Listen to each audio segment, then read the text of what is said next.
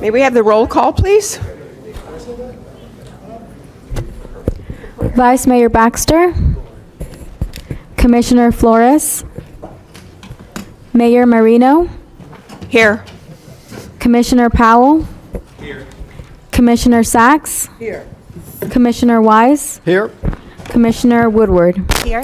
Thank you. Thank you. If you all rise, I've asked Commissioner Powell to do the invocation and lead us in the pledge. Amen. Praise the Lord, everybody. Dear God, we are meeting today to conduct matters of business for our community. Guide our hearts and our minds in the spirit of fairness. Impart your wisdom upon our activities so that our affairs may reach a successful conclusion. Thank you for being our source of guidance today. In your name we pray. Amen. I pledge allegiance to the flag of the United States of America and to the republic for which it stands, one nation, under God, indivisible, with liberty and justice for all. Please let the record reflect that Vice Mayor Baxter has joined us. Thank you. Thanks. Thank you. All righty. Any additions, deletions, and substitutions? Madam Mayor, there are no additions, deletions, or substitutions on today's agenda. I will point out one item, though, very briefly on 4B2, just for the sake of the board. This is an item that does require a supermajority vote of the board, so I just want you all to be aware of that. It will require 5 commissioners voting in favor of that item for passage. Thank you. May I get a motion to approve the agenda? So moved. Oh, I got lots. Commissioner Weiss for the motion and Commissioner Woodward for the second. All in favor? All opposed? See, the motion carries 6-0. Okay, on to consent. Anyone want to pull anything from consent? No? May I have a motion, please? So moved. Again. So we'll go with Commissioner Woodward this time and Commissioner Weiss on the second. All in favor? All opposed? See, that motion carries 6-0. We are now on to the regular agenda. County Attorney, 4A1. Yes, good morning, thank you. Please bear with me, we have to read this whole motion. County Attorney is seeking advice and is requesting a motion to commence a private attorney-client session in the case of B&B Properties, Inc. versus Palm Beach County, Florida, 50-2019-CA-00860-XXXX-MBAI during the Board of County Commissioners BCC meeting on July 22nd, 2025 at 1 p.m. in the McKeedy Conference Room at 301 North Olive Avenue, 12th floor, West Palm Beach, Florida. The following persons will attend the meeting with the members of the BCC who are present at the time: Todd J. Bonlaren, Interim County Administrator; Denise Kaufman, County Attorney; David Audie, Chief Assistant County Attorney; Sean Fahey, Assistant County Attorney. Pursuant to Section 286.011, subsection 8, Florida statutes, the entire attorney-client session shall be recorded by a certified court reporter who shall record the discussion and proceedings, the names of all persons present at any time, and the names of all persons speaking. No portion of the session shall be off the record. The court reporter's notes shall be fully transcribed and filed with the clerk and shall be made a part of the public record upon conclusion of the pending litigation. Thank you. May I get a motion? So moved. I have a motion and a second. Are there any questions? Vice Mayor. I had a question regarding who is allowed to attend our meeting later, the shade meeting. I see Mr. Audie just walked in the room, so I'll address that to him, please.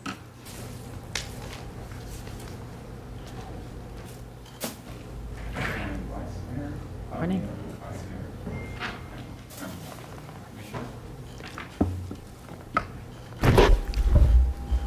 I didn't hear the entire question. question Who was- may attend? Yes. Yes, it's the members of the Board of County Commission, the county administrator, the county attorney, and the attorneys presenting the case. The only other person who can attend is a court reporter who will be taking verbatim notes, Is this laid out in statute? specifically laid out in the statute. And they said that we, the commission, can't decide on any, Now, as you know, with the sunshine, it's narrowly construed. So if there's not an exemption expressed, none exist. thank you. Welcome. Thank you. So we have a motion and a second. All in favor? All opposed? Say the motion carries 6-0. Thank you very much. We are on item 4B1. This is an amendment to number 10. Amendment number 10 to risk services contract with Roebling. Does anyone need a staff presentation? Would someone like to make a motion?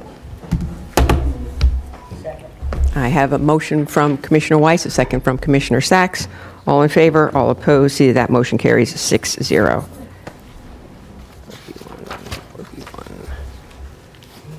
Okay, we are on to 4B2. And all I can say is thank you to our fire department, our FDO, to our property division, because what you're looking at here is the purchase and sale agreement for a home on Donald Ross Road, which will bring a fire station to a community that is really in need of it, and because it is closer than 5 miles, will help so many people lower their insurance. We've been working on this since I walked in the door 4 years ago, and the fact that we've been able to come to a conclusion for this is so exciting for so many people. And does anybody want a presentation? Can I hand the gavel over to the Vice Mayor? Vice Mayor, you got it. May I make a motion for item 4B2A and B? This is an agreement for purchase and sale. Can I get a second? Second. All in favor, say aye. Aye. Any opposed, say nay. See that the motion carries 7-0, or excuse me, 6-0. Thank you. Madam Have your- I can't say Mayor, thank you enough. Madam Mayor, before Ismi leaves, if you don't mind, Ismi, Ismi, come on back. can we have you come back for just a minute, please? So, for those of you that don't know, this is Ismi's last workshop meeting before the Board of County Commissioners. And Ismi has been just an absolute incredible addition to the county's team, both as Director of Facilities Management as well as an Assistant County Administrator. She started with us almost to this day, July 29th of 2019, and she joined as director at that time. She was appointed director, she joined as deputy director and was appointed as director in December of 2020, and then subsequently in 2023, she became an assistant county administrator. Ismi has been engaged in all of the major projects that have been directed by this board and previous boards since 2020.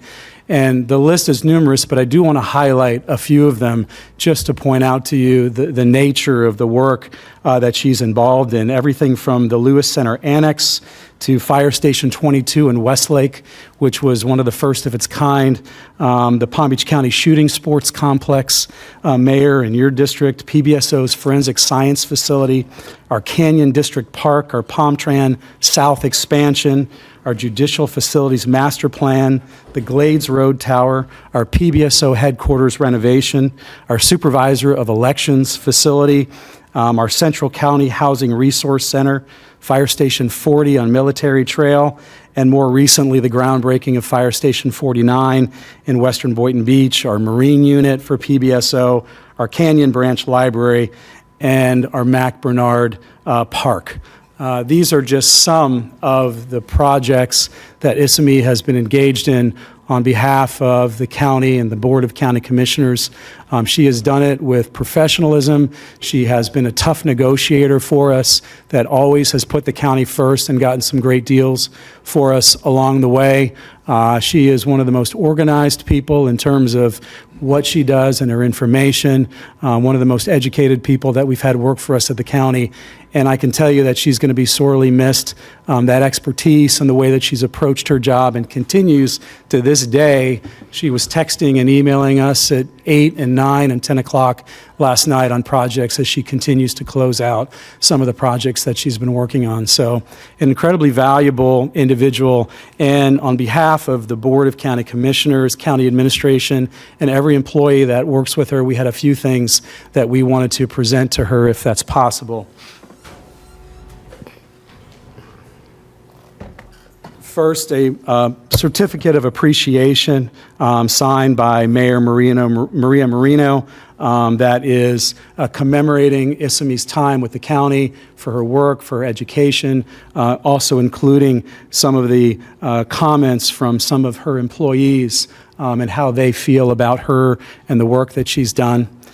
We put together this great collage of some photos that are, I think, very recognizable to her and to members of the board, both in locations here locally and at the state capitol, and on some of the important projects that she's been involved on the groundbreaking and volunteering. And then also, we have a gift basket that we've put together that we wanted to present to her as well, with some items from the county that she is going to be able to take along with her. I already cleared it with Broward County. They'll let you take these in to your next job with our symbol as a symbol of appreciation. And we really do appreciate the time, the energy, the effort, and the commitment that you've made to our county. You're a remarkable person, Issamee, and thank you.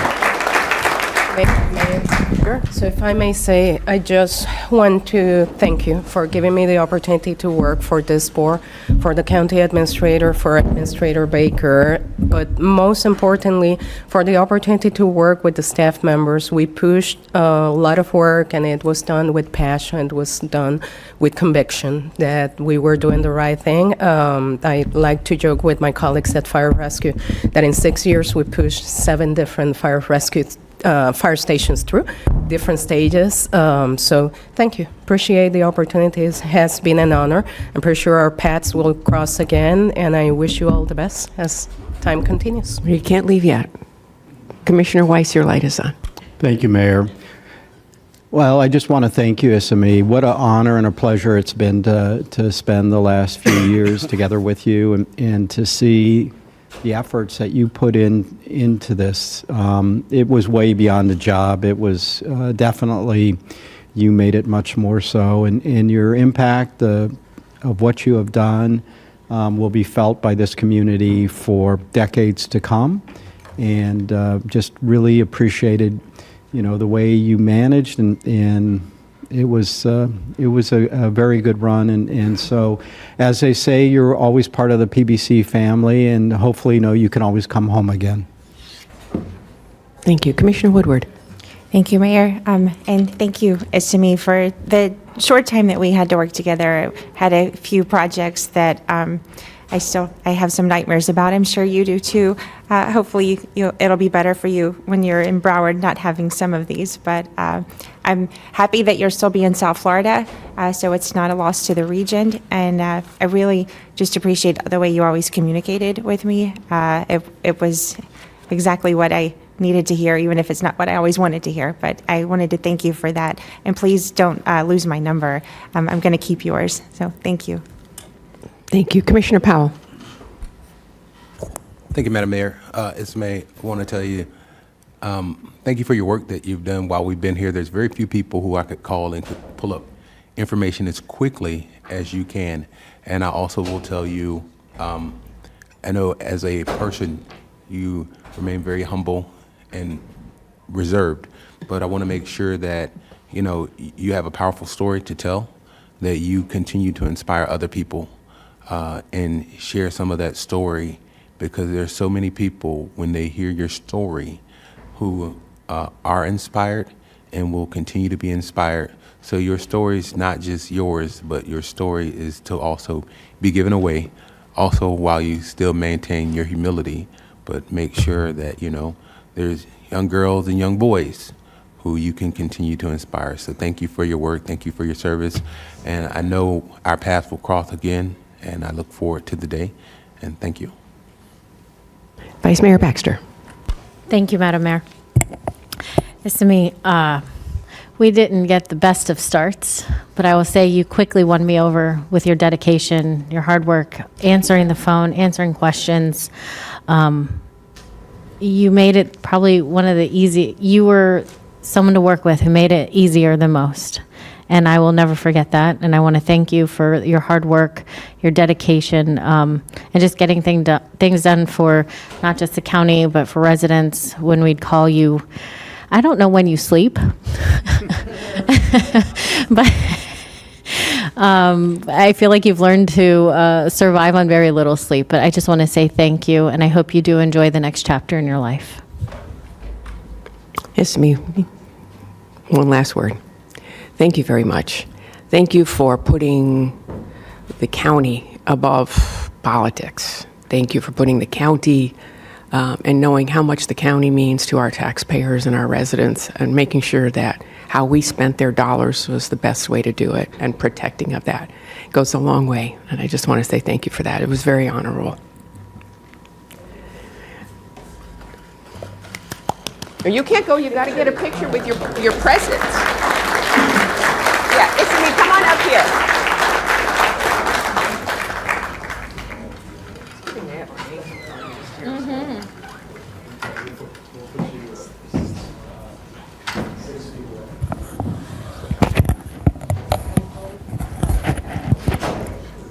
Put you right over here. Right there next to the mayor. X marks the spot. Right in the middle.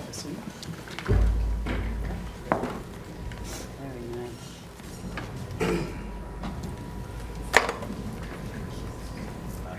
The ladder has Oh, to come no. out. The ladder? Scares me. The ladder. Not too bad. You're good. You obviously haven't been in my office when I'm standing on my desk. But Isami did walk in one time. Stop worrying about that, please. No, please. Oh, risk management here. How are you doing? Hey.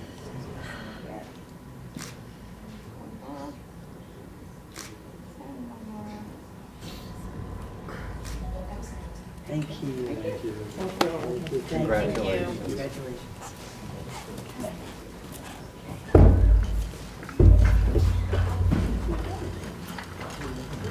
Okay. I can't see. I have weird contacts in today. It's a constant experiment. And I think today it's failing.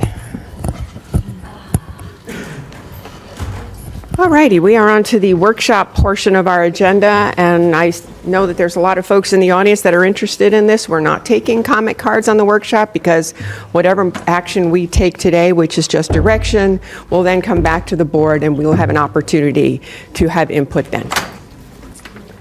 So our first item on the agenda today on the workshop is our EMS ordinance.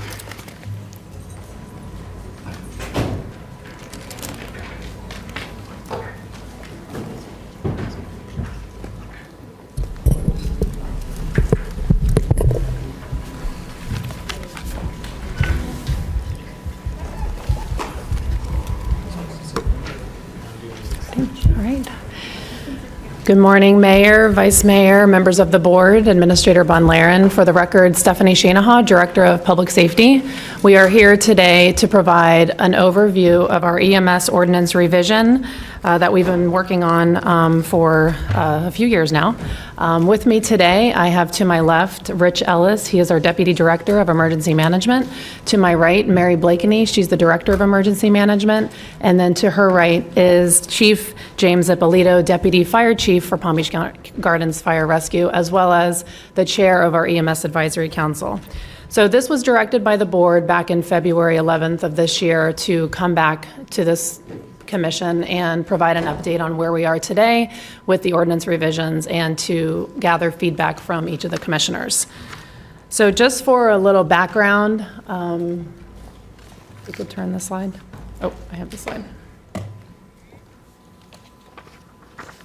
So for some background information, Florida Statute Chapter 401.25 authorizes counties to adopt ordinances that provide standards for issuing certificates of public convenience and necessities, otherwise known as COPCNs, for providing ALS as well as ALS and BLS transportation services. The Palm Beach County Emergency Medical Service Ordinance outlines requirements for COPCNs in accordance with state guidelines. The Palm Beach County EMS Ordinance also provides authority to the county to regulate areas and operations of services provided by COPCN holders. So since the last major EMS ordinance revision, which took place back in 2017, when the Board of County Commissioners adopted the current version of the ordinance, PBC has undergone 3 COPCN application periods, with the most recent at the beginning of this year with the addition of 5 new secondary service provider COPCNs, which make a total of 7 in Palm Beach County.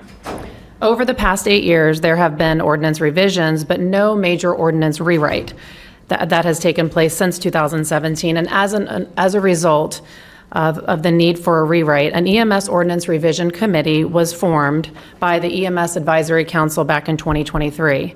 However, the revision process, along with some staff vacancies, was put on hold during 2024 in order to focus on the emergent amendment allowing for a midterm secondary service provider process COPCN application period.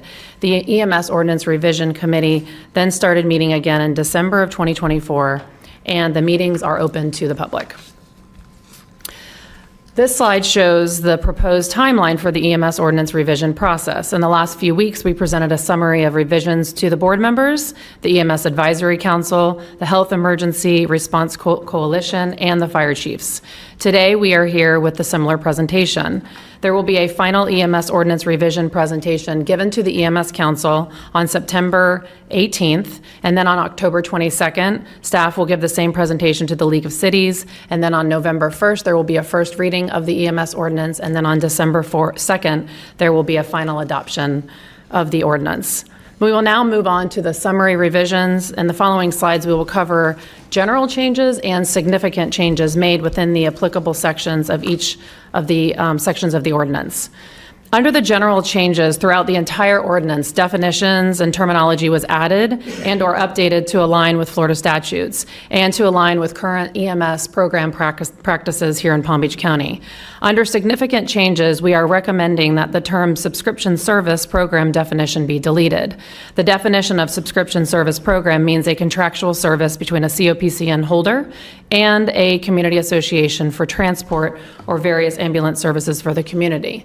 Under the current ordinance, in order to provide services under a subscription service program, the secondary service provider must hold both a COPCN and a certificate of authority issued by the Florida Department of Insurance. A subscription service program is funded by each community association that contracts for the service.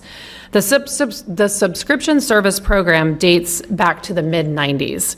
At some point, American Medical Response, AMR, entered into agreements with a handful of homeowner groups for subscription services. These services would include various medical care, checkup services, and would also include transports of BLS calls to the emergency room.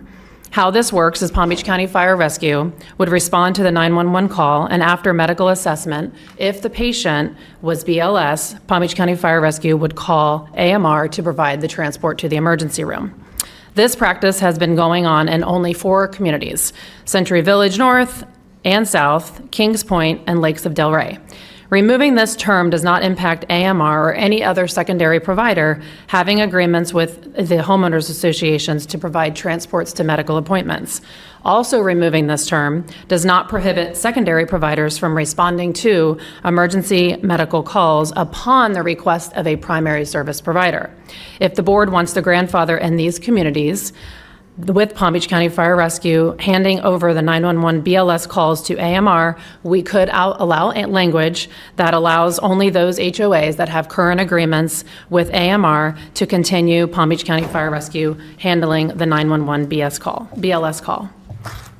Moving on to the COPC and endorsements required section, a general change consisted of language added to clarify that the secondary service provider must contact the primary service provider when requested for medical assistance that warrants transports to an emergency room. An example of this is at special events where the event holder hires a secondary provider to be on site at the event, and a situation may require transport to an emergency room. We just want to make sure that the primary service provider in that area is contacted. Another general change is that once a COPCN is approved by the Board of County Commissioners, a certificate provided by the COPCN holder will indicate a valid date as well as a start date if the entity does not wish to begin services immediately. And then moving on to for significant changes, the current ordinance does not allow secondary service providers to apply for air ambulance. This change allows secondary service providers to apply for air ambulance service endorsement. However, they may only provide said services when Palm Beach County service providers are not available or determines that another air ambulance is needed, and they may contact somebody outside if there's not a provider located within Palm Beach County, and that outside provider of the county will not be cited. And you have a question from Vice Mayor Baxter. Yes. Good morning, Stephanie. Thank Good you for morning. this. So we had reviewed this briefly, and I'm just trying to clarify. Have you changed this since we spoke about it? Yes. Okay, so if the primary helicopter is not available, Yes. and we only have 2 in the county, I understand? Traumahawk, yes. Traumahawks, and 1 is down and no longer working, what currently happens? So if Traumahawk is contacted and they determine that they're not available, they will then let the provider know, or the hospital know, that's typically who calls, and then they will contact a private entity. So our direction, our request of this board is to require any entity that's located in Palm Beach County, which there's none right now, but in the future, say 5 years from now, if there's an entity that wants to provide air ambulance services in Palm Beach County, that they be licensed with us. Right now, what would happen is the hospital would contact an entity that's outside of Palm Beach County. And that happens, and that's okay to happen at this point, because we want to make sure that the patient care, to address your concern, is provided, and we're not worrying about the logistics of the patient being transported. So currently, there are no air helicopters, let's say, to pick up patients, is what you're saying? Correct. In Palm Beach County? That I'm So aware they of, call correct. outside of the county? Correct. But what you're saying is that if, going forward, somebody exists in Palm Beach County, we're going to require them to go through our application process to be able to transport patients? Our thought is we provide licensing requirements for ground transport. It should apply to the same as air transport. So if they're licensed and they want to operate in Palm Beach County, they should follow the same rules as all the other transport agencies. So then what would help us to get them business if they can just still call somebody outside of the county? The part of the That's ordinance. what they're doing now. What I'm Part of saying the is- ordinance change would be that they contact Traumahawk, and if there is a business in Palm Beach County, they'll be required to contact the local business. And then if the local business, under an emergent situation, they can contact outside of the county. They can only contact outside of the county if it's nothing available in Palm Beach County. And how long have we not required this in Palm Beach County? Have we ever required this? Right now, private ambulance companies that provide air transport cannot they're not able to transport in Palm Beach County unless it's under the there's an emergent section of the statute that allows them, it could be under a major catastrophe or an emergency that they are allowed to transport. And so we would classify that under an emergency. But they are currently, private providers are not allowed to apply for a secondary. It's only primary. So let's say I'm at a hospital. I'm sick. I need to go to another hospital. And you're saying if Traumahawk isn't available to transport, that there's no one else in the county that does that? Not at this time. And they have to call out of county? They'll have to call out of county. And you're saying if anyone comes here and they don't know to go through this process, or they choose not to go through this process, then they're not even an option? They wouldn't be an option, but if they were called, we would just have a citation process, and we would, notify them that a license is required here in Palm Beach County. We would treat them the same as we do all the other ground transportations. How many times a year does this happen? Not often. I mean, we only know of a couple times that it's happened throughout the year. It could happen more. We don't have that data. And do we really feel this is a necessary regulation? I feel that if they want to operate in Palm Beach County, being that we're holding the other ground transports responsible and accountable for the times and You said there are no having a others. license, this is planning for the future. So this ordinance we're writing, I hope I don't have to come back and rewrite it again in a couple of years. So we're planning for 5, 6, 7 years down the road in the event that a company comes into Palm Beach County. So we're trying to solve a problem that's not a problem yet? Well, again, an ordinance is written for long-term. We plan for the future. So, I mean, I'm strategically thinking about what the county may look like in 5 years, and it is a very good possibility that a company will come in Palm Beach County and provide air transport services. Well, I can tell you if it was my family member laying in a bed, my child, anyone in my family laying there and they needed transport and Trauma Hawk was not available, I wouldn't want to think, because a private helicopter company fears getting a citation because they haven't gone through our COPCN process, that they won't take my sick child to where he or she needs to go. I don't think that's a great policy, especially if we haven't had any real need for this. I feel like this is, again, just more do this application. And our application, as we saw from the secondary COPCNs and everything we've gone through, our application process is not simple.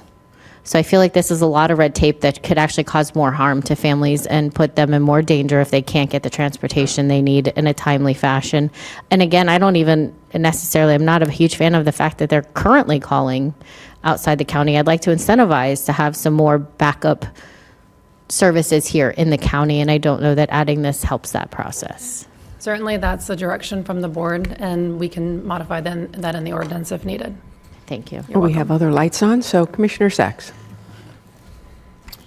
Thank you, Mayor, and good to see you, Stephanie. Thank and you. your Good to team. see you too. So, this is a workshop. How do we fix it? I know that the healthcare district had a Trauma Hawk a number of years ago. PBSO also has a Trauma Hawk. So how do we fix this? This is a workshop. We want to give you direction. This is a wealthy county.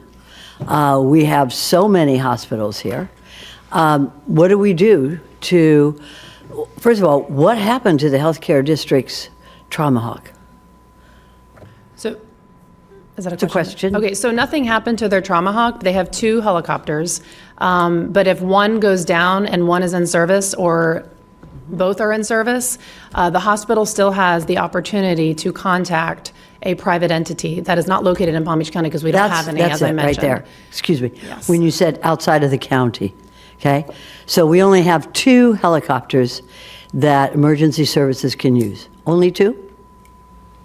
Is that it? I'm asking. I don't know.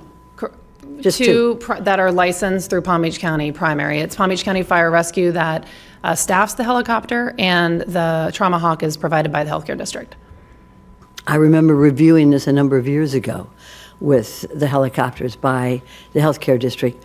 How do we solve this problem without going outside the county? So right now, there's no private entity that provides that service. I would expect as the, map has changed with secondary providers of adding additional ones, I foresee this changing, down the road in the future, that there's going to be additional providers here in Palm Beach County that want to provide air ambulance services. So we're just preparing for that. So, okay. So your job is to review our providers and see who can provide a more than 2, which is the healthcare district's Trauma Hawks. I call them Trauma Hawks. For use here in Palm Beach. Is that what you're going to do? Or do you need direction from us to do it? So right now, Trauma Hawk provides the services that are needed. It's those 1 and 2 instances that may happen. We don't have all the numbers because we're not aware of the times that a hospital may contact. They're not required to report that information to us. We can certainly ask for it moving forward. But our message is today that if a provider wants to come into Palm Beach County and provide air ambulance services, we want to make sure that they're licensed. So there's a process in place that when the hospital calls Trauma Hawk and Trauma Hawk is not available, which again is under a limited amount of circumstances. Absolutely. But there is the ability for them to contact the local provider, and if the local provider is not available, they can contact a private entity outside of the county. Right now, that is what's happening. But again, it's very minimal, the amount of times that it happens.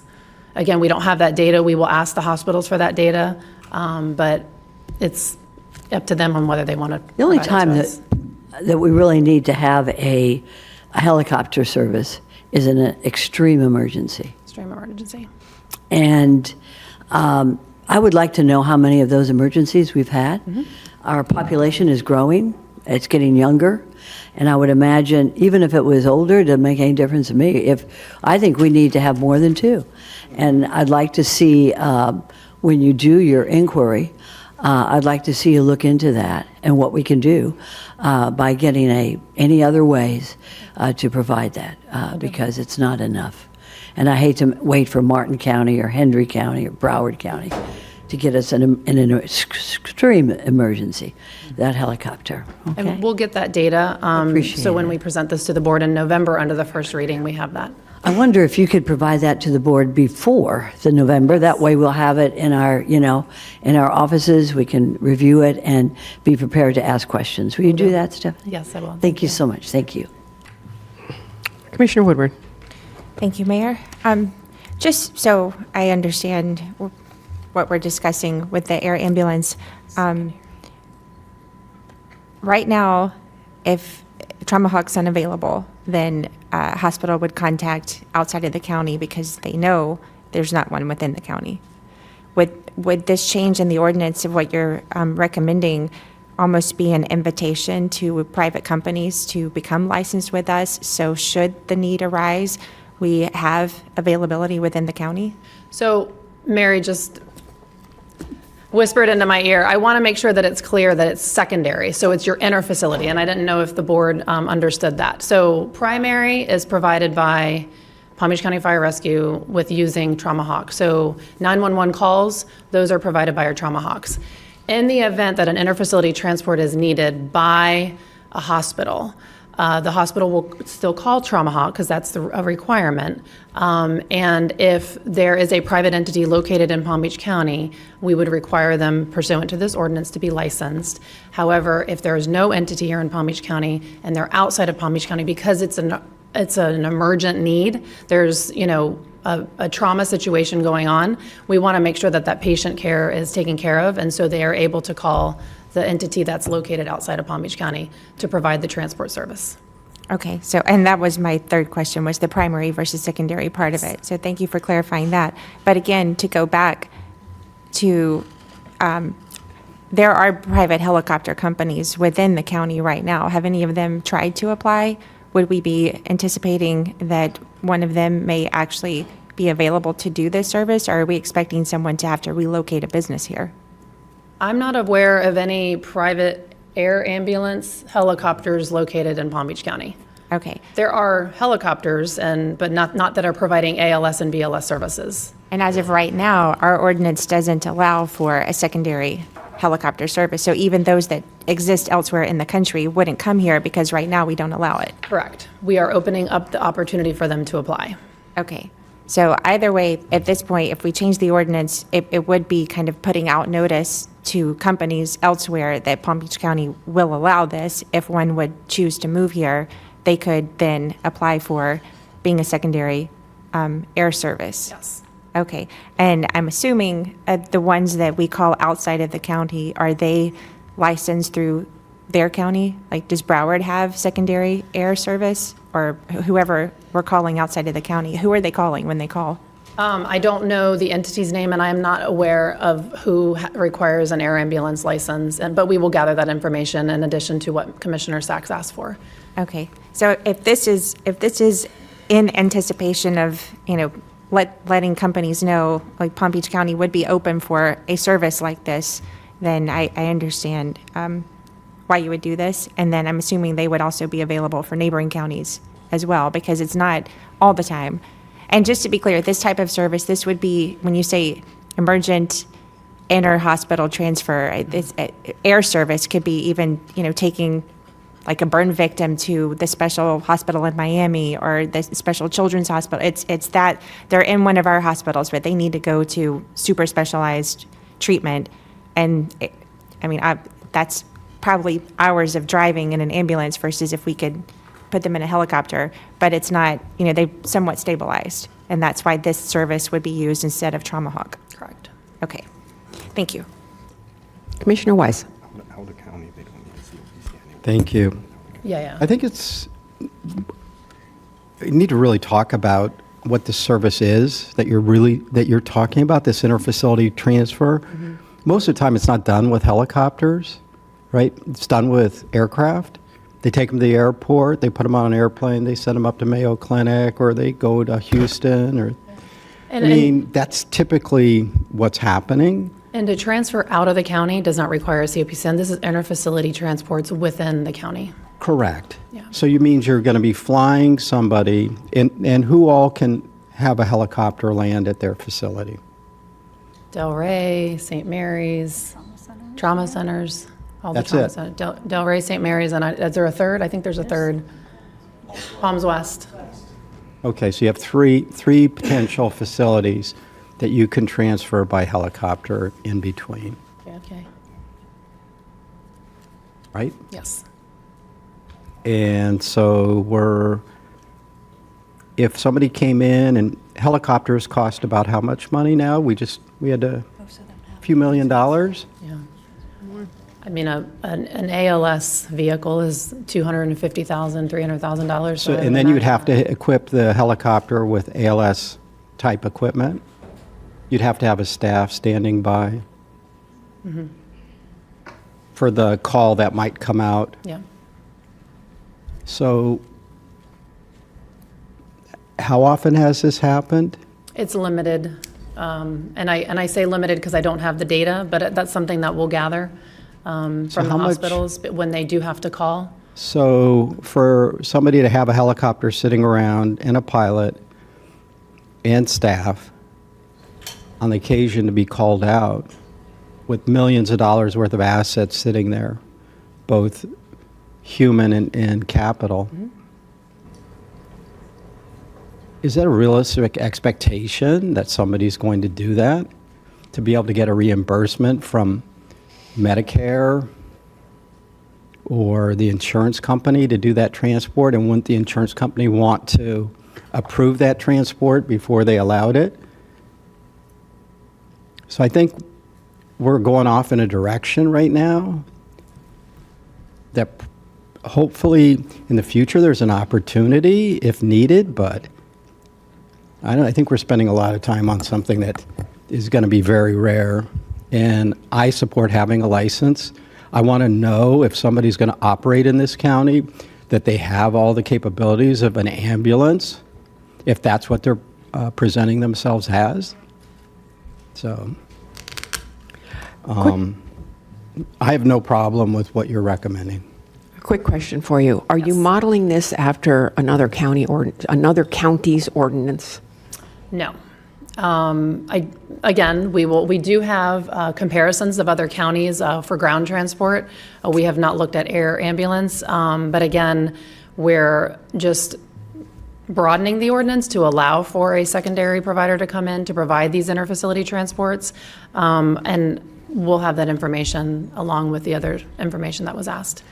I think from what I'm hearing here at the board, and the vice mayor has her light on, but I'm going to, it almost sounds like we're trying to solve a problem that isn't out there yet. But I realize that, we only revisit this ordinance every few years. And, it's always a work in progress with the COPCN.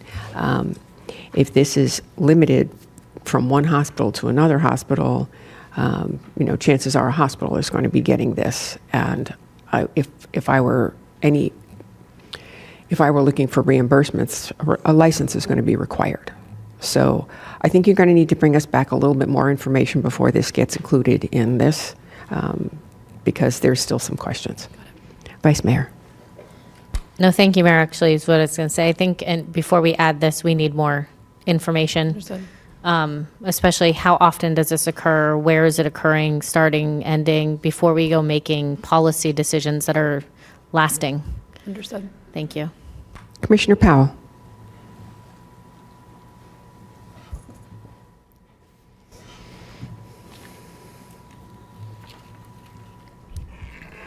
As I wrap my head around this, get my voice right.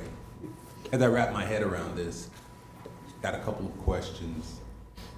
So these helicopters that would be outfitted with emergency equipment here in Palm Beach County, is this equipment that can be moved in and out? What would these helicopters be doing when they're not doing inter-hospital transfers in Palm Beach County? Do they have a secondary source? Is this something that they would have some kind of secondary source of, or a secondary purpose other than to be a secondary provider of inter-hospital transfers? Would they be like regular helicopters that are normally like transporting people or doing something, and all of a sudden there's a call and they're like, hey, throw our equipment in, now we're gonna convert into the air transport? Or I'm just trying to figure out, how does it make money, and then how much does this cost between hospitals, right? If I had a helicopter, if I wanted to buy one and start doing this type of service, what would be the financial incentive to do that? So as far as our inspection process goes right now, anybody that is licensed here, so our primary service provider, the holder of the air ambulance is Palm Beach County Fire Rescue. So at all times, that helicopter has to be stocked and equipped with the proper equipment. And then also the staffing as well. They have to be certified. So any company that wishes to operate in Palm Beach County, a private entity, at any time, that helicopter needs to be, ready and available, because that's when they're issued a COPCN, that means they're signing up to provide that service. Now, as far as the other services that entity may provide, they could, again, transport out of the county. That doesn't require a COPCN. They could do those types of services. But anything that requires the services here in Palm Beach County, the interfacility transport, they will have to be equipped. I don't know the benefit. Again, we were setting this ordinance up to plan for the future. I don't know if there is a cost benefit for them to provide this service in Palm Beach County. It is my understanding that other counties do have this, but again, we'll have to do that research and come back to the board. I think we've heard loud and clear that there needs to be additional information in order to make this change. Thank you for that. And my follow-up question was going to be where the idea came from, but you said other counties do it. So I would agree with my colleagues that more information is needed. I just want to find out how lucrative this would be for someone to take their helicopter and equip it with all this emergency medical and have people on standby in Palm Beach County if it's very rare that it happens. So I have a helicopter that I'm going to use once every 2 years if I get called in Palm Beach County and to go through the licensing process. I just want to know what's the incentive. Mm-hmm. Thank you. You're welcome. No more lights, so. Moving on? Moving on. Okay, where were we?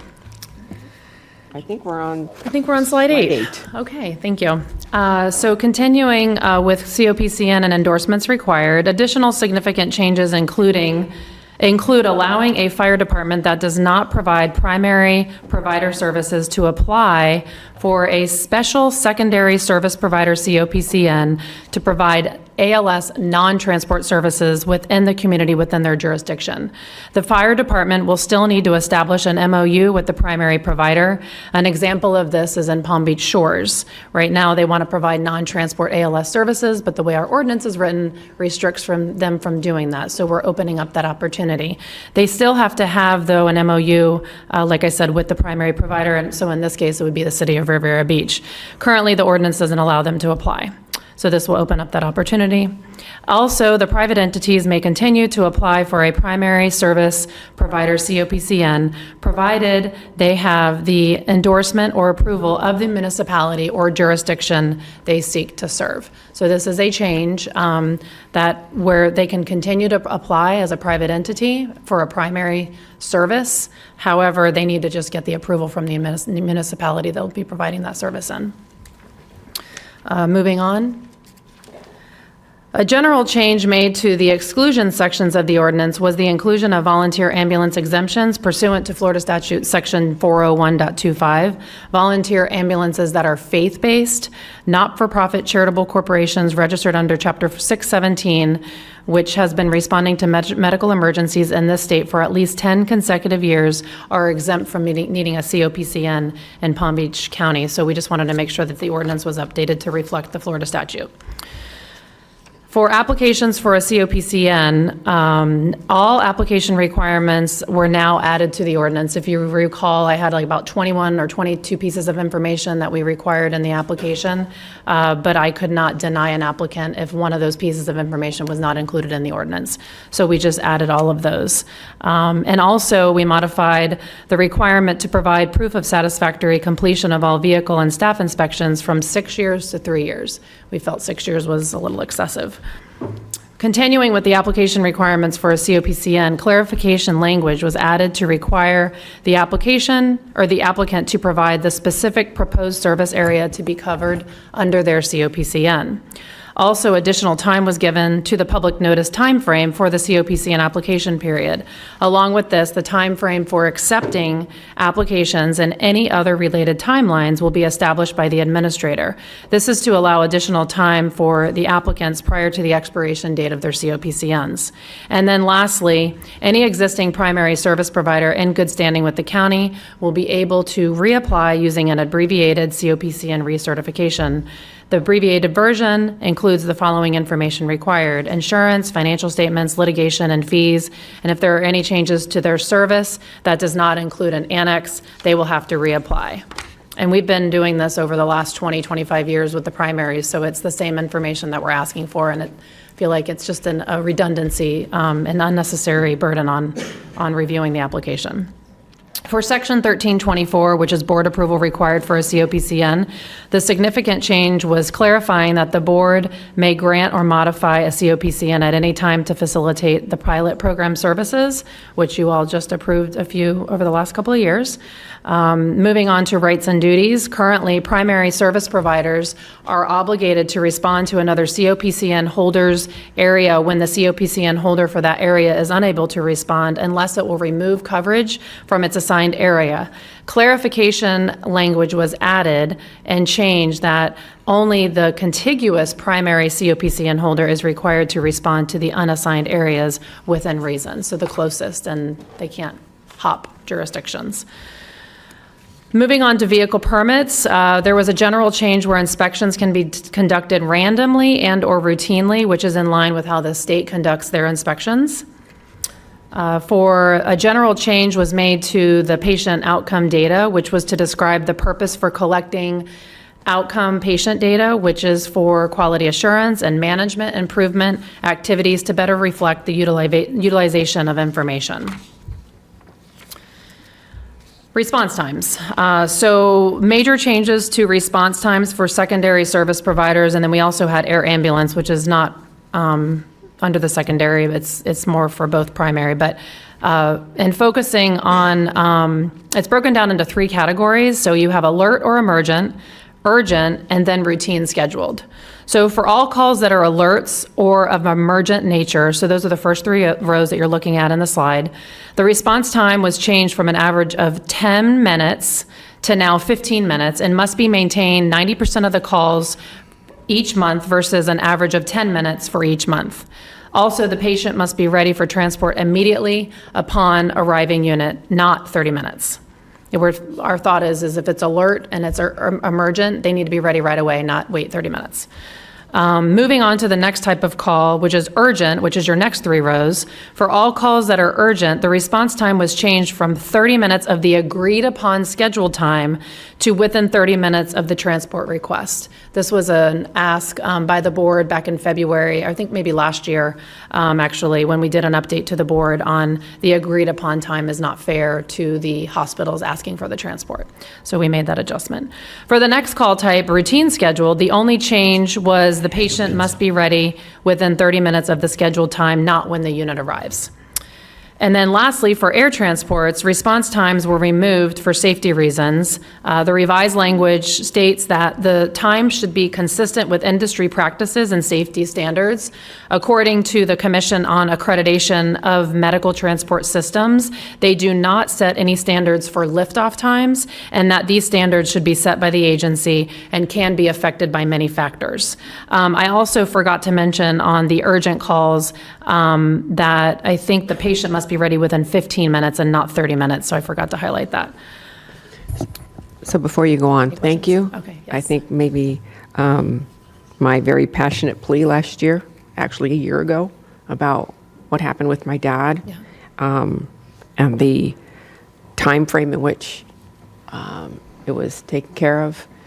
Really, it was more the nurse that really said to me, you know, when we call for transport, oftentimes the companies will say, well, we can't be there for 2 hours. So then the time is 2 hours plus whatever. And this clarifies that, so I greatly appreciate it. You're welcome. Thank you. You're welcome. Okay, so moving on to the next slide. We're still working on general changes to the enforcement section of the ordinance. However, one significant change under the enforcement section was that a remedial action plan may be required when average response time requires are not met over a minimum period time of 1 month versus 3 months. So we changed it to 1 month. We thought 3 months. It should be, we already review the response time data every month, and so if they're not complying that month, they need to have a remedial action plan in right away and not having us wait for 3 months. So it's just putting further restrictions on the COPCN holders. And then this last slide is really just a recap of only the significant changes that I just went over. We thought it would be helpful for the board to see and open it up for discussion. I know that we've already had some discussion on some of the items.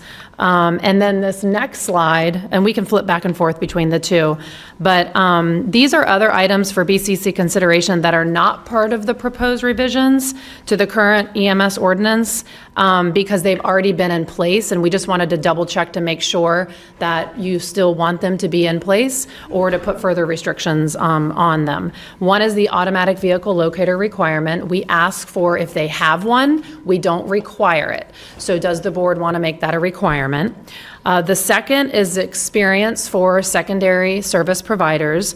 Right now, there is no experience required for companies. There is experience required for staff. So is that a change that we want to make moving forward? And then the midterm application process, we did add that last October. That's when we went to the board back in February to add the additional companies. Do you want to continue to keep that midterm process in place? Again, that would be directed by the board. It's not an automatic process like our 6-year process. And then this last change is new from what I presented to you all over the last couple of months, but interfacility transports, right now, and again, we're allowing privates to apply for primaries. But for interfacility transports, we say in the ordinance, and this was something that was put in a long time ago, that governmental entities are not allowed to provide interfacility transports. So our position is if we're allowing privates to apply for primary, we should open it up and allow for governments to provide interfacility transports. Can you So give us those an are two example of that? When you so- say government is providing interfacility transport. So right now, as a primary, your Palm Beach County Fire Rescue or your municipal EMS agencies would maybe start a service of providing interfacility transports from one hospital to another. It could be for their jurisdiction, say for the city wants to start that service, very similar to what the secondary service providers provide now. Thank you. I actually have a couple lights on. So Vice Mayor Baxter. Thank you, Madam Mayor. Would our primary COPCNs then be competing with the private sector Yes. on the secondaries? Yes.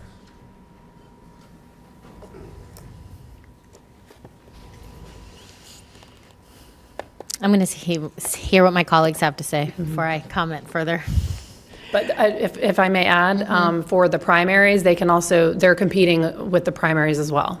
So that right now, there's no private entity that has ever applied for a primary. Right now, the ordinance allows them to. So the board could say that we restrict that to governmental entities. and then we could keep it clean, where primaries are only government, secondaries are privates, special secondaries are privates. Right now, it's open for both. Madam Mayor, I'm going to continue. Go right ahead. I necessarily don't like, I like that we have our primary guys as our primary guys. I don't think anyone can really do it better, but also we've just now expanded our secondary COPCN to a lot of entities that are out there, and they have spent a lot of time, a lot of money, a lot of energy to get this. I'm not in for changing it. We've had a system. I like change generally, but not in this. This is one of those, I like knowing that who my primary in Palm Beach County, but I also like competition. That's just, it makes everything better. And the way it is now seems to work fairly well. I'm not in favor of changing that, but I will go down this list since I have you. And I did have another. So you're wanting us or asking if the automatic vehicle locators, I do like the idea of requiring that for slide 19. And number 2, the experience requirement, I do want experience, but my question is then how do people break it? How do people start into it?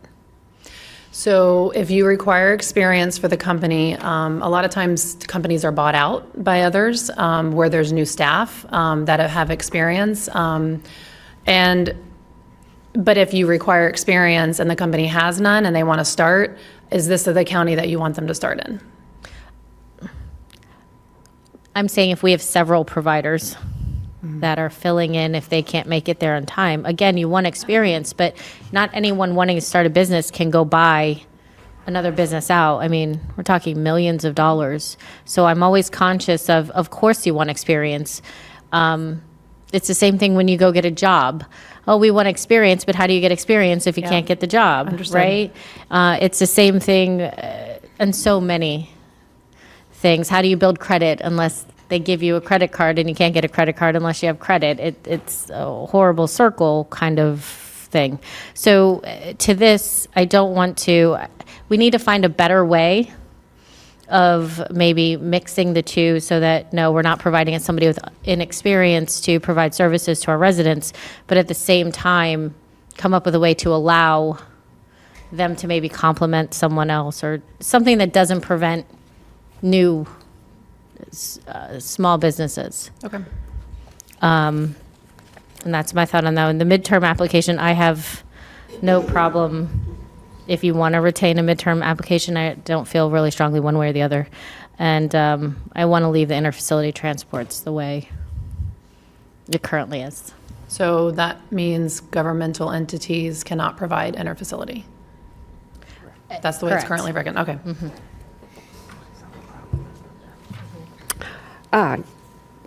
Commissioner Sachs and then Commissioner Weiss. Thank you, Madam Mayor. And thank you, your team, Stephanie, for this very good presentation. First, I want to thank you for grandfathering in Century Village and the retirement center at Kings Point as well, both Century Villages. Appreciate that. Let's go to what you're asking us in this workshop, and it's a workshop, so it's good for discussion. The automatic vehicle locator, I can't imagine why we would not have that. And I believe when we heard from all the different entities that wanted to contract with us, they each had it. So, I mean, I can't imagine that we would not have it. Secondly, and I'm open to discussion from my colleagues, the experience requirement for secondary providers. I recall there was a provider that came before us that had tremendous experience in other counties in Florida. So I don't have any objection to looking at them seriously if they never had experience in Palm Beach, if they have proven experience in other counties in Florida. So, and I remember a couple of them. I'd like to keep this as open and competitive and you know, as possible for us. So I think that's something that could be considered. If they have no experience at all, don't know if I want them to get their experience here with us. I think it would take a really deep dive into their qualifications and capabilities in that regard. And the midterm application process, my suggestion is absolutely, let's keep it as often as possible. And the interfacility transport, does that, when you say government provider, you're talking about our EMS officers? So your Palm Beach County Fire Rescue and any other municipal government entity that's providing EMS service now. They have a primary COPCN. I don't see why we would not use them. Okay? It's government. People pay for it already. And I think it's certainly should be considered.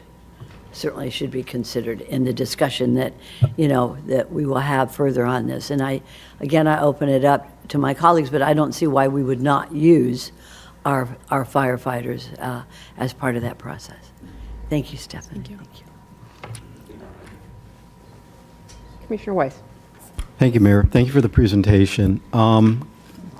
Going back to the subscription service that you started with, so just to understand, there's nothing, so if we were to eliminate the subscription service, if somebody wanted to have a contract with a secondary COPCN provider for not, or anybody really for that matter, for non-emergent needs, would this ordinance prohibit them from contracting if somebody needed to go to the doctor or needed, to be picked up from the doctor and brought home?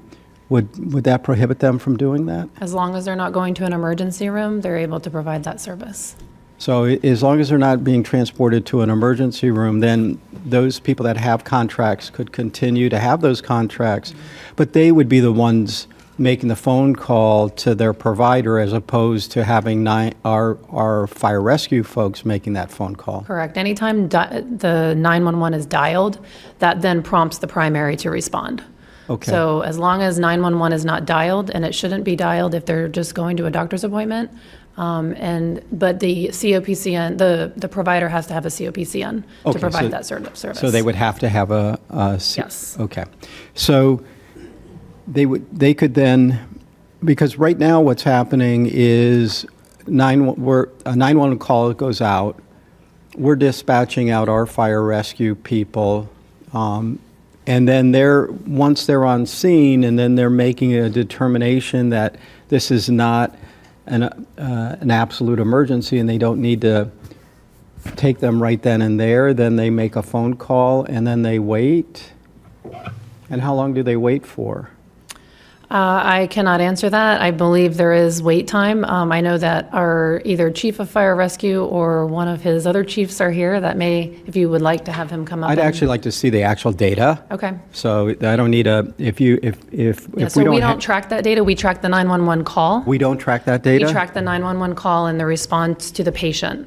But when the patient goes, because that's the requirement as a primary COPCN holder, is for them to give us those run times from when the call is made to when they respond to the scene.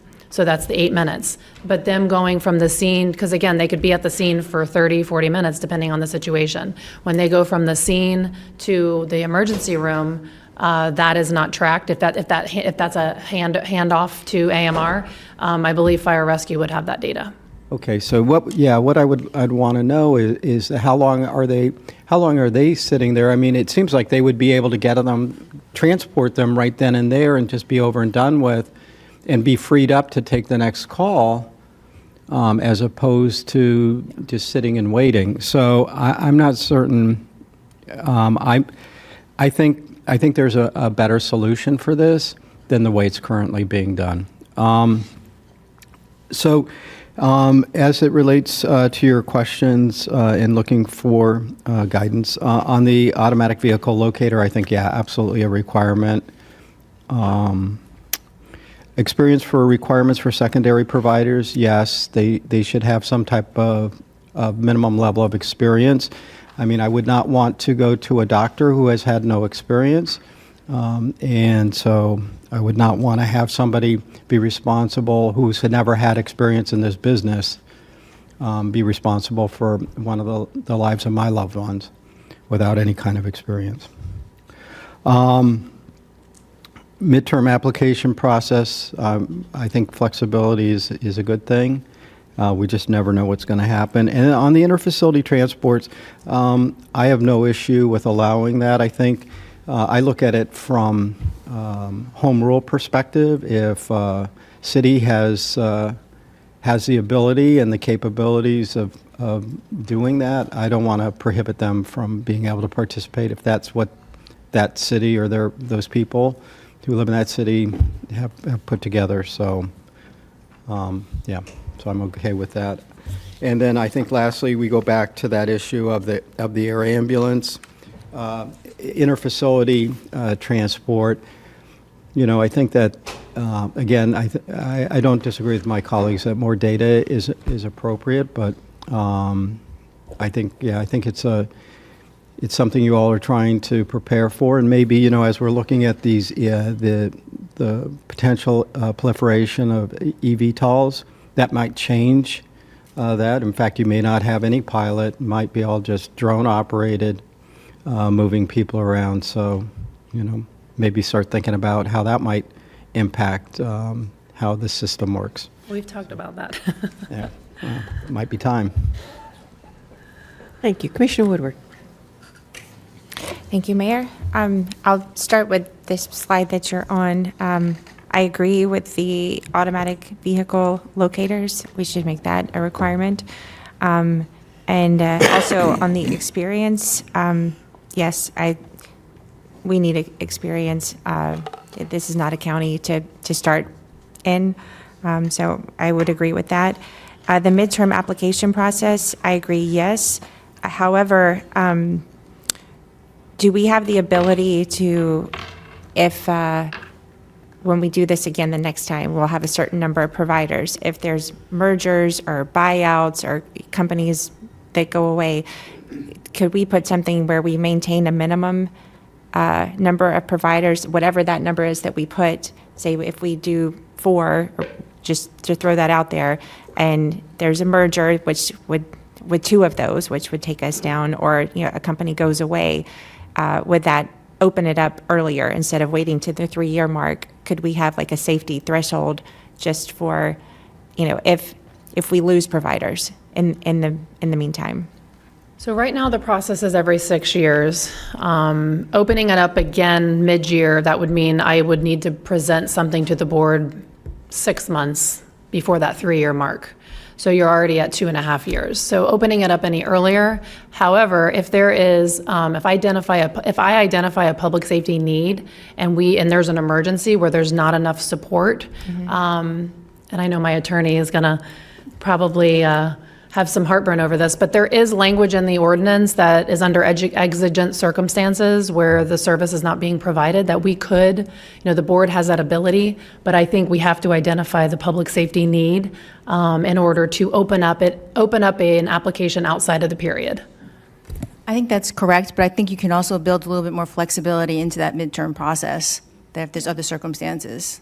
And I think we have the flexibility in the midterm process, but I'll reread what we have. I think it says like sometime after the midpoint or something like that, so we can make that a little bit more flexible. Yeah. Okay, I'd like At to. any time during that period, maybe. Yeah, I'd like to add that in there, just in case we were to find ourselves where we were, again, you know, hopefully that doesn't happen, but just in case, we don't have to have a meeting to discuss the validity of it. If, you know, if we're getting the feedback, we need another provider, or a provider, even if they still exist, maybe they have 1 truck or something. There's things that could happen. I think to build the flexibility into that and put it into the ordinance so that it's clear in the future were this to happen again. And the inter-facility transports from government entities, I feel like I don't know enough on that to make a determination. Because would this be government entities that are the primary COPCN? So we're talking 911 versus transport. So 911 is your primary. So if a municipality or Palm Beach County Fire Rescue wanted to provide interfacility transports, that is a new model to Palm Beach County. We have, at least in my time that I've been licensing, and so they would have to apply for a secondary provider, or we could endorse them under their primary, that they would also be providing secondary interfacility transports. It's not a model that happens now. It's done in the event that, let's just go back to the old model prior to February 11th. The current provider wasn't available in the time that the hospital needed a transport. They might have called 911. The primary provider responds to the hospital, and they then determine that this isn't a 911 call. Well, they're still going to transport it. And so that is allowed under the ordinance only if they realize them when they get there, because they were already called and they have to have that continuum of care. But they cannot respond to a call unless 911 call is made. So would the change that you're proposing then be, or are you not proposing, but it would be limited? I mean, maybe there's some municipalities out there that their fire rescue isn't necessarily utilized as much as it could, and this would be a benefit for them? Is this the So ask? we're not recommending a change right now. Currently, the way the ordinance is written is governmental entities cannot apply for, cannot conduct interfacility transports. So our Unless they've been question called is, as do we want to 911? open that up? But they do if they've been called as 911. And not as 911, but right now they cannot, if a hospital was to contact them directly, they can't transport. They would say, call your secondary provider. Okay. I feel like I might need more information before deciding on that one. Understood. And then to go back on page 18, yes, I agree with the subscription service and to grandfather those communities in. Okay. I think we let them keep doing what they're doing. The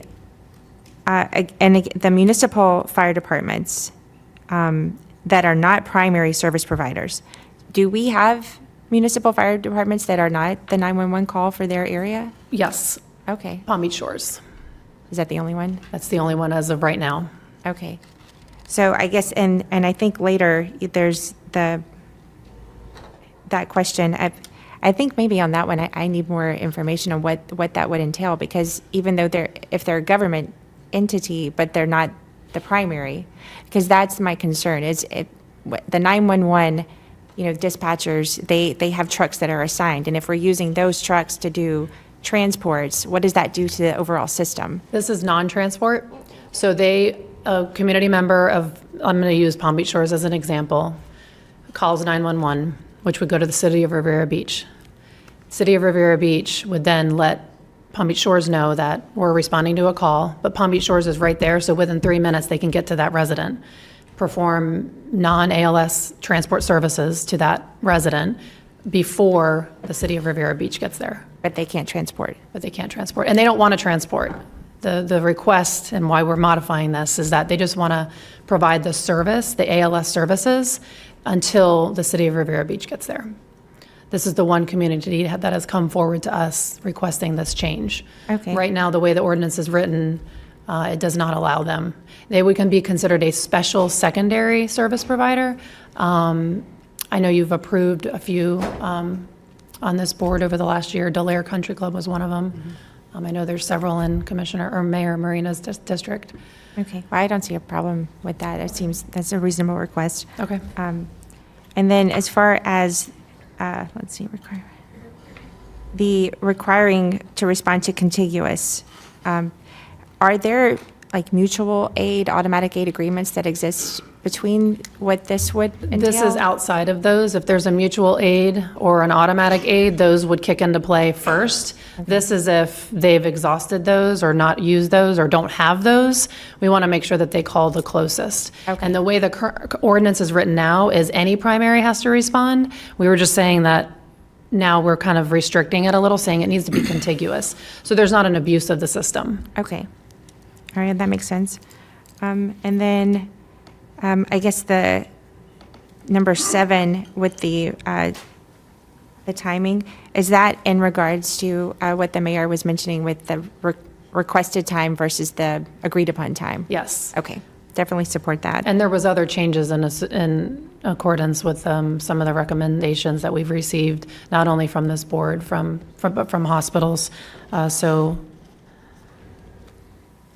Okay. Those were outlined. And then with the enforcement, taking it down to 1 month versus 3, that definitely do that. And we'll have other recommended changes to our enforcement section. we've got other ordinances that we cite on, and so we've kind of talked about mimicking those, but that's a work in progress. Commissioner Powell. Thank you, Madam Mayor. In terms of automatic vehicle locators, I think that's a necessary requirement unless it's some extraordinary cost. But I think with technology, especially technology going the way that it's going, I don't see that being a big issue. So I think that's an absolute, that should be a requirement. The experience requirement for secondary providers. My question is, you indicate that management and upper level supervisors are required to have experience.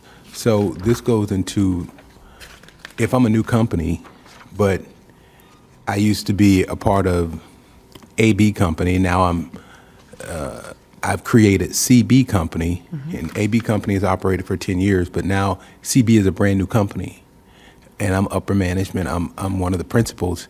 Does that mean that I'm looked at as a brand new company, or is my experience as a supervisor and manager accounted for in this new company? It's the company right now. We don't have a requirement for any experience for a company. We require experience for staff. I think it's a supervisor has to have at least 1 year experience. So right now, the way the ordinance is written is it doesn't require experience.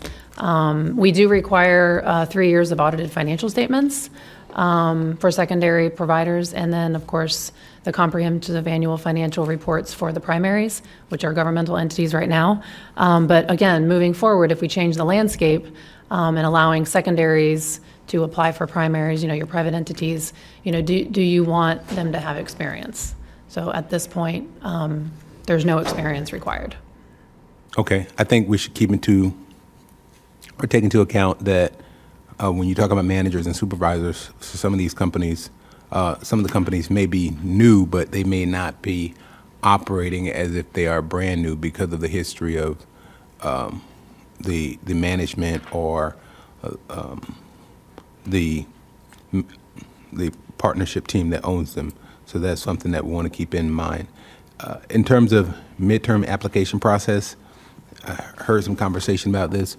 Is this something that we as a board, if we see that we stick to the normal time frame, but again, we see that it's not working, we could then request to do a midterm application process, or is this something that we need to put in an ordinance now? It's an option. And staff would make a recommendation based on the current situation of the secondary providers. Okay. I think. Can I clarify, though? It needs to be in the ordinance in order to open up that process. Yeah. By having it in the ordinance, it gives you the option to open it. Okay, thank you. That's currently in the ordinance. Then I think we should keep it there. As it relates to interfacility transfers, I would really like to hear from some of the governmental entities that would take this into account. And my question involves this idea that when we start talking about governmental transfers, interfacility government transfers, does that take away from their primary responsibility, right? And then how are they competing in terms of for compensation? Our primary transport services would, I believe, receive money based on whatever they're taxed at, and how would that work? Would they now, if they are allowed to do interfacility transfers, would this now mean that they would be competing with those secondary providers who are, receiving funds from whether it be insurance or however they're paid? Does that throw this whole option off in terms of the logistics and how it works in terms of monetary compensation, the competition, the advantages of being the government, because you have the advantage of, receiving the first call because of 911, just it leaves a lot for me to have a better understanding of before I could really make an educated opinion on this particular issue. So we happen to have, and I don't want to put him on the spot, but the deputy chief of the City of Palm Beach Gardens Fire Rescue. And if I may ask him to elaborate a little. And this is on the question of the interfacility transports and governmental entities not being able. Good use case here. Can you hear me now? There we go. A good use case here is, this happened quite a bit when I was on the truck, and it happens today, where we could be completing a transport at a facility, and they can have an emergent transport, like somebody's having urgent stroke that needs to go to a stroke center, or trauma that needs to go to a trauma center, and that patient's ready to go. The way the ordinance is written today, if they look at us and say, hey, this patient's got to go right now, we don't want to call for secondary to wait for that transport time, can you take them now? We technically can't take that unless the call comes from a 911. It's a 911 call as an emergency. So the loophole there is a 911, so then we'd have to say, okay, we'll call 911 and go through that whole process while we're waiting, and that's probably, in my mind, not the best for the patient. We want to be able to take them and get them to their destination. So it's just, go ahead. You just indicated in the case where they're actively having a stroke. Correct. They would have to then call 911 before you could transport them if you're already dropping somebody off and they're going, hey, this guy's having a stroke, and you have to say, hey, call 911. Excuse me, it'd be a different patient, excuse me, I try to clarify that. So we've completed one transport. Patient A has been transferred to the hospital. We've completed that call. We're now getting the truck back together, ready to go back into service. The emergency room doctor could say to us, hey, we have another patient, needs an emergent transfer right now, as essentially a new patient, a new call for us. In order for us to legally take that, I would have to go through the 911 system. And that kind of, in my mind, defeats the purpose of what they're trying to do there. So it gives us that opportunity to be able to do what's right for the patient and what's right for patient care and get that patient to their facility. I don't see this being done on a routine basis. To everybody's point, I don't think it financially makes sense for fire departments to get in that business, but it gives us the opportunity, when it's necessary and it's in the best need of the patient, to deliver that service. Thank you, Chief. So therefore, it could be drafted in a manner that is narrow in scope that would indicate such circumstances as what you've indicated, because, I mean, obviously, if they're at an emergency room and they're in the middle of a stroke, I don't think it makes a lot of sense to say, hey, call 911, he's having a stroke, and I can't touch him until it leaves a lot to be desired, so thank you. Any other questions, Commissioner Powell? That's it. Okay. All right. I'm going to go down the list myself, and I'm going to say yes to automatic vehicle locators. I'd also, and it's not in here, and I don't know if it's a requirement, hands-free mapping in each of the vehicles. Do they have hands-free mapping in every vehicle? And is that checked? And that is a prerequisite as far as I'm concerned, because you don't need to have an ambulance driver holding a phone, which is what they did in my dad's case. So that needs to be a requirement. Okay. Experience requirement for secondary providers. If there is no experience required, then how do you do a 3-year financial audit? So it's either one or the other. I think what the way the ordinance reads, where you have staffing that's experienced, say the staff wants to start a new company, I don't see a problem with that, but there has to be experience, because you can't, and the whole three years of audited financial statements you can't do if it's a brand new company. So I'm not really sure how you have one and not the other. So if I may, initially we had added 3 years in because we wanted to match the requirement of the audited financial statements, but then we took it out, and that's why we wanted to discuss it to see where this board's direction is on whether they want to allow new companies in without any experience or they want a minimum level. So whatever we end up deciding, whether it's no experience or 3 years experience, the audited financial statements would match that. The no experience of anybody for a new company is a no. It's a hard no for me. If you've got several folks that have had years of experience and they want to start their own company, that's great. I mean, that's really how business gets started. But I don't want us to be a proving ground here. I'm not going to a surgeon if it's the first time he's ever going to cut somebody open. So, but then again, how do you get experience?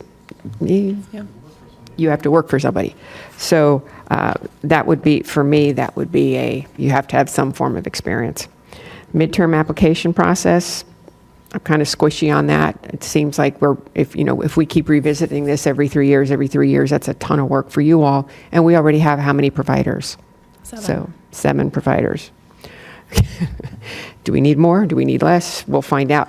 Actually, I think we should allow this period to really be a proving ground for us going forward. Interfacility transports, I would see that only on an emergent basis. I don't see that as a broad basis. I don't want to be taking our, fire rescue out of service to do a minimal call. I don't think that's fair. So, but if there is an example like Chief Ippolito just said, I can see that as being a reason why we would. This to me almost seems like we're trying to solve a problem that isn't there, but in the I don't know how many instances it might have been where a 911 vehicle is there already. It needs to be more specific, so you need to pare that down. As for the subscription service, I think you've heard the board and their comments on that. Air ambulance, I think that's another one of these where we're looking to solve a problem that isn't a problem. If we wait 6 years to figure this one out, I think we'll be fine with that. I do have some questions, though, just general questions that, as we sit here today, has this gone, these changes, who has been able to voice an opinion on the suggestions made here today? So our EMS Advisory Council Ordinance Revision Committee, which consists of Chief Ippolito. We also have his deputy, what's Corey's assistant chief is also, we also have Palm Beach County Fire Rescue, and then another city of Highland Beach. And in addition to that, it's open to the public. So prior to the February 11th meeting of you approving the additional 5 providers, AMR and medics have been a part of that conversation. In addition to that, we've also updated the EMS Advisory Council, which is that 21-member board appointed by the Board of County Commissioners, who's also had the ability to provide feedback. And what about our providers? Yes, our providers, yes, open to the public. Yes, I'm sorry, I should have clarified. The providers have been a part of every meeting. Actually, all the providers have. Okay.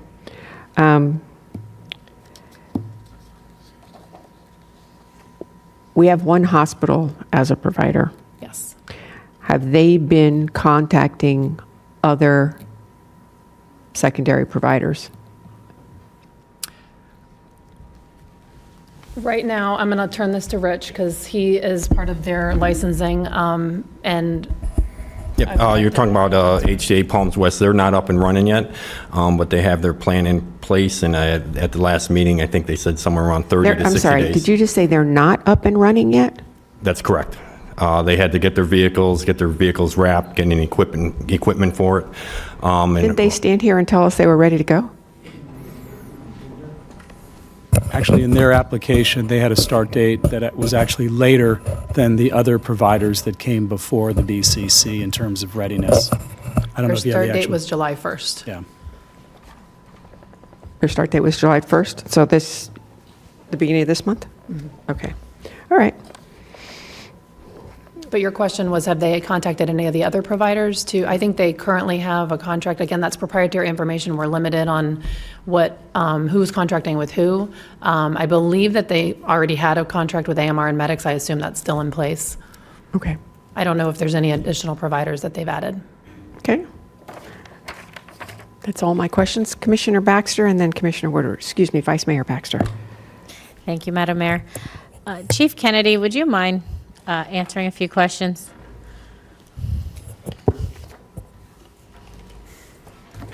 Yes, ma'am. Good morning. Good morning. A few questions for you.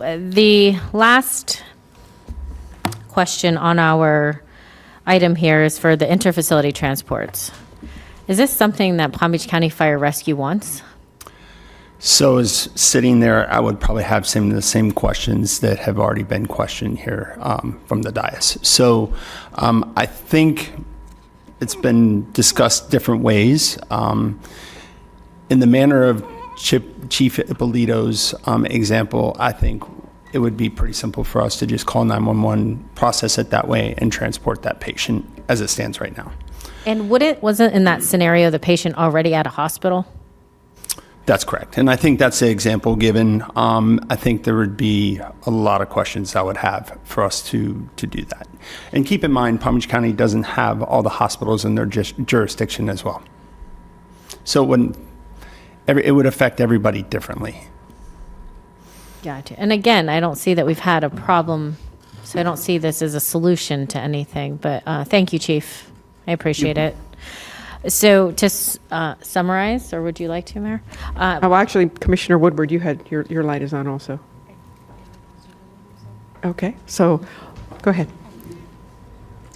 Thank you. Just something that the mayor brought up got me curious. There's a committee and a council that's advising this ordinance. And who did you say is on the committee?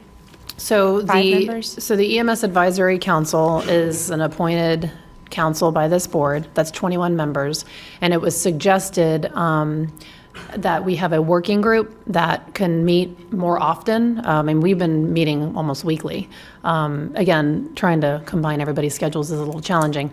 And so that committee was formed, and that is the Palm Beach Gardens Fire Rescue, Palm Beach County Fire Rescue, and the City of Highland Beach. And then it's open to the public. And we have solicited feedback from the public during those meetings. And how was that committee or council chosen? By the EMS Advisory Council. The EMS It was we call it a working group, but we have to open it to the public. I guess my concern is because this is about, primary and secondary COPCNs, and is there a representative from any of the providers that are actually secondary So providers? when we initially formed this committee, there was only one provider in Palm Beach County, secondary. It was AMR, so it could have been a conflict of interest. Now there's multiple, but they have been at the table as part of the conversation. I mean, there's not really votes. There's conversations that go back and forth. And some of these changes that you see in here are kind of open for discussion because we've taken into consideration the privates. Okay. I'm just One example is, like, for example, the interfacility transports. Do we want to keep that just to government? Do we want to keep and that's one of the questions I do have. I'll wait, but I do have I need a clarification on how we want to move forward with the primaries, on whether we continue to allow privates to apply. Okay. So those are things we've taken into consideration as a result of the feedback that we've received from the private community.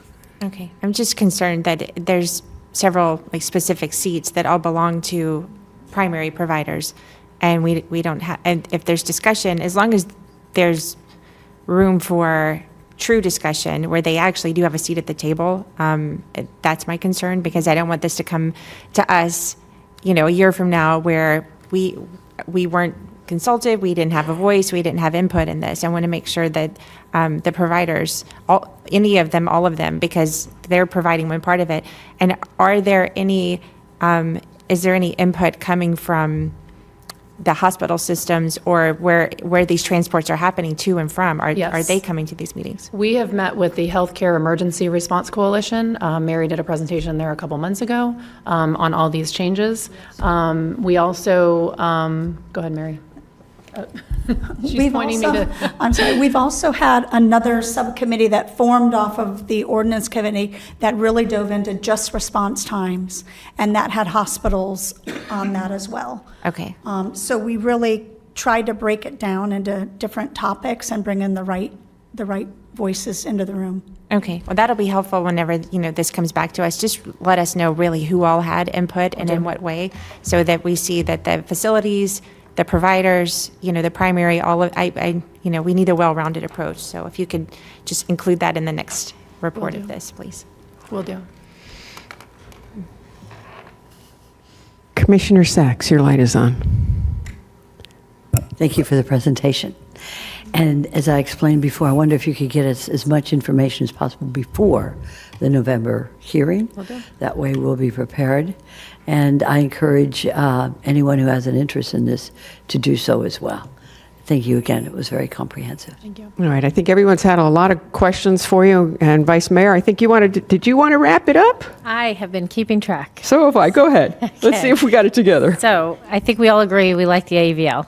Yes. That's great. And Mayor Marino added, and I liked the idea of the mapping. Hands-free. The hands-free mapping as requirements. The yes to experience, but if I'm summarizing, it is on the people, not necessarily the company. So we want to make sure that if it is a new company, that the people who work there have experience in the field.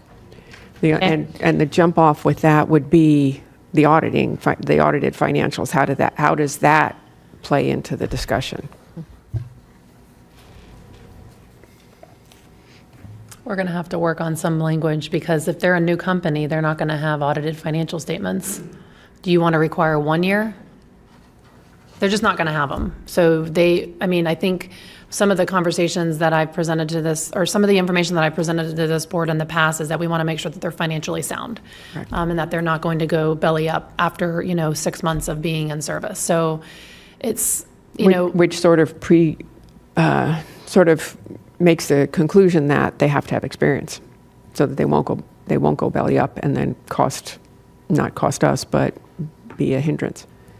So and we can't say to one, you don't need audited financial statements, and then say to another, you need 3 years. No. That's not fair either. We could do a process, because now we have more than one. We're not just going to have one secondary COPCN and just talking, it's a workshop, so discussing this. So, I would say if you've proven the 3-year financial audit, then you don't have to prove the 3-year personal experience or vice versa. But if they go belly up and we have 5 secondary COPCNs, we're not leaving people at risk. And Commissioner Woodward made a good point. We could then open it up to fill that spot again if they did. But, that is one option. Obviously, this one's a little squishy. So you're going to have to come back with more. You're going to have to come up Some with more ideas. information. I will. Yeah, some ideas, and then maybe some examples from other counties of what they're doing with this. Everyone said yes to, or that it really wasn't that midterm application process, if that's what you would like. And we had only one strong yes today on the interfacility, but resounding, everyone said no or more information. So, again, I like it the way it is. So, and I think most people up here did as well, except for one. So I think the direction would be no, let's keep it governmental. Keep it governmental. Okay. I'm sorry. Not governmental. Right, yeah, I meant know that. what you meant. Keep it the way it is. Keep it Again, it sounds like we're just trying to find a solution to a problem we don't have. Okay, is there any outstanding questions? I do, if I may. So if you go to slide 8, Lee, could you flip to slide 8 really quick? And the only reason I'm going to the slide just because it provides a little more detail. So under the second bullet, private entities, so right now, private entities can apply for a primary COPCN. And what we put in the ordinance was that if they were to, again, this has never happened, but again, planning for, say, in a few years, because we go to the board in 2028, the primary COPCNs expire. But if they were to apply, the municipality or jurisdiction must have an agreement with the private entity to provide the EMS service. So basically, we're telling, the privates they can continue to apply, but we want to make sure that the city is on board. Our position was at least my office, we shouldn't be dictating and telling what a city that they can and can't do. And so with that added language, we feel that it provides a little bit of protection for the city, that they have to, at least the private has to go to them and get approval or be endorsed. And that model does happen in other jurisdictions. The committee was against this, and I wanted to make that clear today. I didn't mention earlier in my comments. So again, it's right now they're able to apply, but we wanted to know the direction of the board. Do we want to restrict that for primary providers just to be governmental entities? Because that's what it is now. What were the reasons that the committee did not support this? I think accountability and making sure that, the service provided to their residents is by government. Right now we have obviously 20 plus years that this has been in service and we haven't had an issue. Again, if it's not broke, don't fix it type thing. So, and again, incorporating other entities, it is logistically gonna, present, some challenges because as I mentioned earlier, other jurisdictions call upon other jurisdictions. And I think that relationship with the government is easy.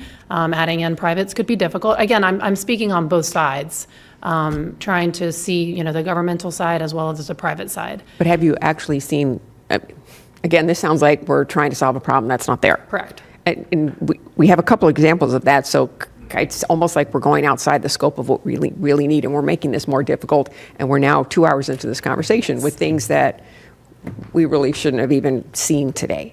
And I think a part of this process was to make sure that you knew what those areas of the ordinance were restricting things, and I wanted to bring that to your attention to make sure you had enough information, because again, I couldn't just show you what the ordinance revisions that we were proposing. I wanted to show you what's in there and the impact that it has not only on the governmental entities, but also the private entities. So this, again, we initially had a language in there that said that primaries can only be governmental entities. However, I paused to see, well, what is the board's direction on this? Because it's only been that for the last, like I said, for 20-something years. So again, if it's not broke, don't fix it. So our position is to make it governmental, but again. Again, it sounds like something that's your position, but the council's position, it wasn't. No, the council's position was to make it governmental only, primaries. That's not what you said. They said, you said they didn't support this. They don't support my recommendation. They want it to go back to, they did not support the bullet that says private entities may continue to apply for primary. They want it to say private entities may not apply for primary. Okay. I'm going to let Commissioner Woodward go and then Commissioner Weiss. Thank you, Mayor. So to be clear, what you're recommending is allowing a city to choose to have a private entity be their primary COPCN. Currently, the ordinance reads that way, yes. Okay, so, and how are you changing it? The caveat to that was that we added language that if a city chooses to have a private entity provide some level of EMS services, that they have to have an arrangement or some endorsement from the jurisdiction to do so. Their own jurisdiction or us? Their own jurisdiction. Okay. Because without that language, a private entity could come to us and apply for a COPCN without involving the city. And the primary service area would be within a municipality? It could be, the way the ordinance is written right now. So this is making sure that if it falls within a municipality, they have some sort of say in this, or? Yes. Okay. But it's not prohibiting, because it was brought to my attention, if a city wanted to hire a private secondary for certain transports, that their 911, it's something that's not truly an emergency, can they now apply for a secondary to kind of be a backstop for their fire rescue? Yes. Is that currently allowed? Right now, a secondary could provide like BLS services for if a city chooses to do though. Right now, this would just say that the private has to work with the city to do that. They have to be endorsed by the city. Some sort of arrangement has to be made. They can't just come to the county without checking with the city first. Okay, so if I understand, what you're asking from us is just to make sure that in the ordinance, city is consulted. Correct. But the EMS Ordinance Revision Committee recommended that they make primary service providers governmental entities only. So we were trying to find a workaround to that. Again, seeing what maybe a city wants to do versus what the county, because we issue the license. I would prefer the city having the option. So if I'm understanding this correctly, this is a bit muddy too. It is muddy. If you're saying we will be giving the cities the option if they choose, then I would support that. Okay. If I'm understanding it Yes. correctly. Okay. That's correct. And is that what the council wanted? No. Okay. The revision committee council, and there was some feedback from the council, some concerns on the advisory council when we presented it to them last Thursday. Muddy is the good word here. Yeah. Commissioner Weiss? Thank you, Mayor. Sounds like we're going backwards in this presentation. So currently today, a private entity can get a primary COPCN. A primary, yes. Okay. From the city and the county? From the county, From the county. they can get a primary CP. So yes, I agree that if they're going to get one and they're going to operate within a jurisdiction of a municipality, they should have the explicit endorsement, support, acknowledgement that that municipality supports that. Okay. I think that that's 100% under their jurisdiction and want to make sure that they have that. Well stated and very clean. Thank you. I would agree. Okay. Anybody else? Everybody agree with that one? Okay. Was there anything else? That's it. I just wanted to make sure we had that direction. Mayor, if I can just add real quickly, Sure. two other points. So one point, just to clarify on the air ambulance, we will explore some additional information and bring it back. It seems like the board is leaning against that piece, but we'll provide you with additional information and get with the healthcare district on that. And then on the grandfathering in of the subscription services, we'll have some continued conversations with fire rescue, with the 4 impacted communities on that. But it seems like there's general consensus that grandfathering in that service that exists would be acceptable moving forward. So those were the last 2 points that I had. I just want to thank the board for your clarity in this direction. This has been extremely helpful in working through each of these items. We are absolutely clear on the direction that you all would like to go. So thank you so much. And thank you, Stephanie, your team, the EMS Council, for your work. A lot of effort went into this by staff and stakeholders, and we appreciate it. This next stop for this will go to the EMS Council. However, before that, you will get memorialized to you in writing this feedback that will come back to you before that item goes to the EMS Council. So you'll see where some of those recommendations land going forward. Thank you. And thank you. I know there were a lot of providers in the room listening today to the conversation, so if you have any questions, you know where to direct them. Thank you so much. Thank you, staff. Much appreciated. And we'll move on to our next item. Bye, Steph. Bye. Thank you. Have fun. Thanks.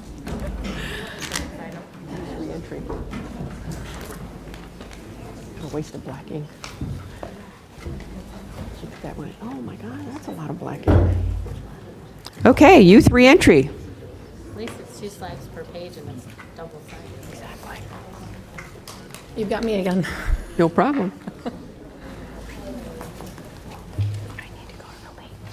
Oh, I got you.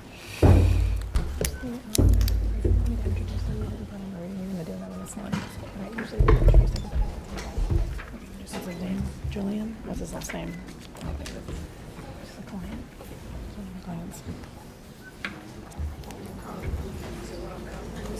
Good morning. Hi again. So the mayor had to step away for a second, so if you'd like to get started, feel free. Thank you. Hold on one sec, excuse me. If you're in the room, if you would please step out to have conversations or just be respectful of the speaker. Thank you. Well, good morning again. Hopefully this will be a quicker process. Again, I appreciate the feedback from the previous presentation, super helpful. Well, again, for the record, my name is Stephanie Shanahan, Director of Public Safety. Starting all the way to my left is Nicole Bishop. She's Director of Victim Services and Justice Services. Jessica Hidalgo, she is Criminal Justice Manager for Public Safety. We also have to my right, Randy Taylor. She is the Reentry Program Manager. And then to her right is Julian, and he's one of our clients today. So the purpose of this presentation is to provide the Board of County Commissioners an update on the Youth Reentry Program that was insourced to Public Safety back on October 1st of 2022. The board approved that. Palm Beach County houses a national model in reentry, and services are provided to youth and adult returning to Palm Beach County from a period of incarceration. Historically, services have been contracted out to the community-based agencies, and at this time, adult reentry remains contracted out to the City of Riviera Beach, the Lord's Place, and Integrated Health Services. Healthcare service systems.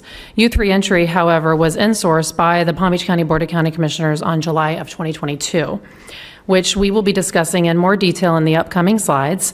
Additionally, Palm Beach County reentry staff provide oversight and support of the Reentry Task Force, which is currently made up of 13 voting seats and the support of 50+ criminal justice experts and stakeholders in the community who strategized optimum reentry outcomes. And if I may, there are several members in the audience today that I would just like to recognize that have been, really instrumental in moving the needle for youth reentry.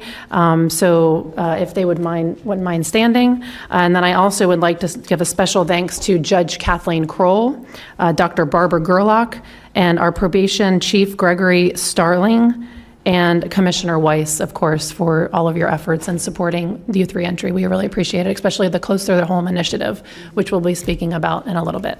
So, and now I'd like to turn it over to Randy Taylor, the manager of Youth Reentry Program Services. Good morning.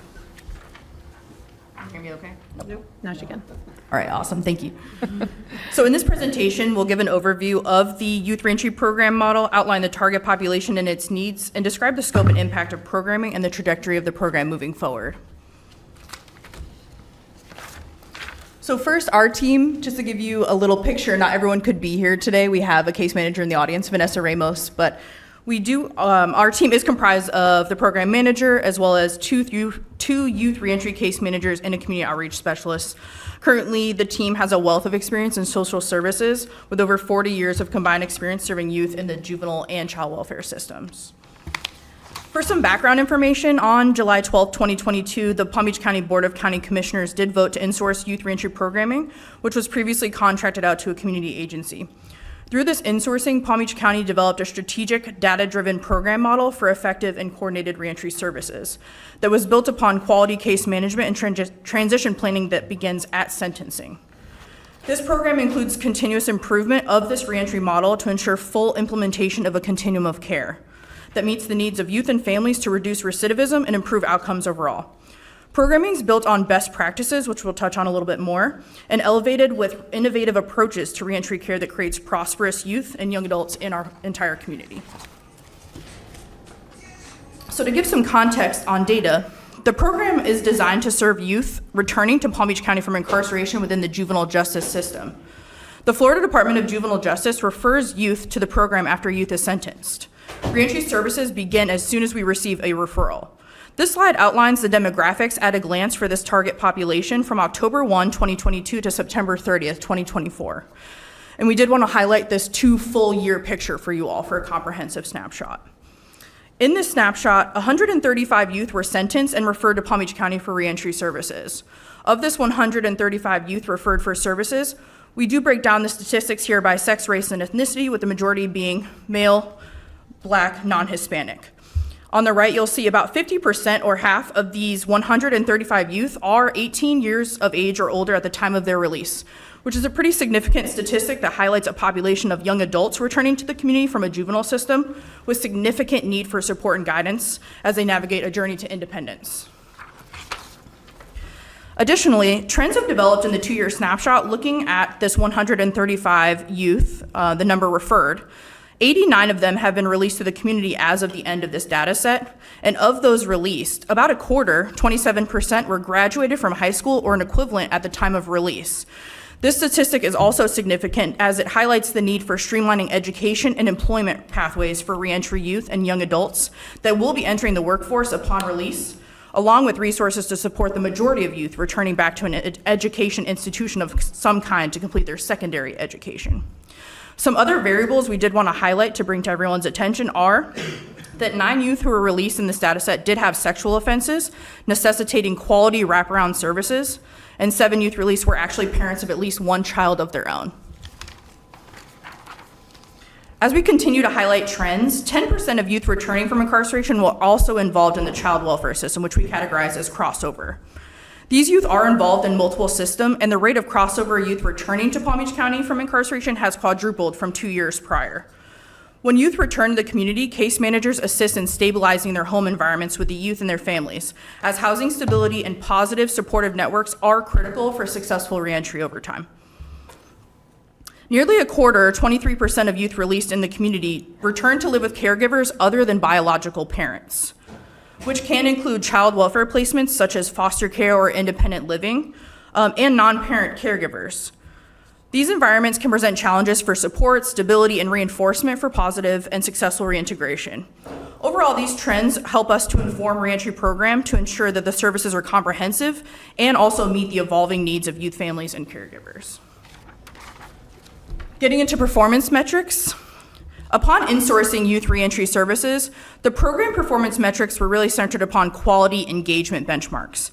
Here you'll see 3 major metrics that comprise the foundation of programming to ensure that quality contact is driving the development of relationships with youth and families that will therefore increase enrollment, sustain engagement, and promote successful program completion. This data shows you a 5-year snapshot, which includes 3 years prior to Palm Beach County insourcing the program, and then the 2 years you're seeing today, which is being highlighted in this program update. And you'll see those last 2 years, the most recent, in the light and dark blue, as fiscal years 2023 and 2024. The white triangle signify the benchmarks that we set for the program, and the red arrows signify when Palm Beach County began our insourced programming. So in the first pre-release contact graph on the left, you can see that Palm Beach County exceeded the benchmark of 80% when it came to pre-release contact, increasing the rate of pre-release contact to 97%. In the second enrollments graph in the middle, you will see the rate of enrollment into reentry programming has increased from 66% to 95%, surpassing the benchmark of 55%. And then in the third graph for successful completion of the program, the rates of completion have increased from 38% to 69%, again exceeding the benchmark of 40%. The ultimate goals for reentry program are to increase positive outcomes and to decrease overall recidivism. The best practice in reporting recidivism is to include multiple measures of reoffending over a 3-year period, such as rearrest, reconviction, and reincarceration.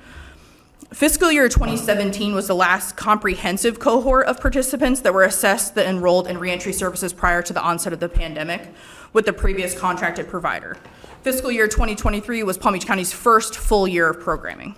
So while the 3-year snapshot is ideal, her in-source services have only been in operation at this time for 2 full years, since October 1, 2022.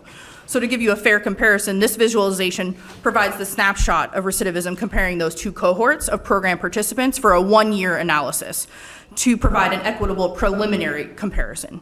In the first graph on the left for rearrest, the rate of rearrest, which is just a subsequent new law violation, within the first year of release has dropped from 65% to 50% in this comparison. In the middle reconviction graph, the rate of reconviction, which is a new subsequent sentence of some kind preceding or after a rearrest, within the first year of release significantly dropped from 53% to 30%. And then in the third reincarceration graph on the right, you'll see the rate of reincarceration, which is a sentence to a juvenile residential commitment facility, adult jail, or adult prison, a new incarceration, dropped from 52% to 23%. While these numbers are a preliminary comparison, the prominent reduction of reoffending is promising and supportive of reentry programming at this time. Getting into the program and what comprises it, Palm Beach County developed a youth reentry program through qualitative and quantitative data analysis and research. Through focus groups with youth and stakeholders, resource mapping, service gap analyses, case studies, community conversations, and research into evidence-based and best practices, Palm Beach County did build the foundation of this program. Case managers are the bones of the reentry programming. They facilitate service delivery through targeted case planning and the provision of support services. As you can see in this slide, the 5 major best practices in youth reentry programming that we're going to talk about today: pre-release case management.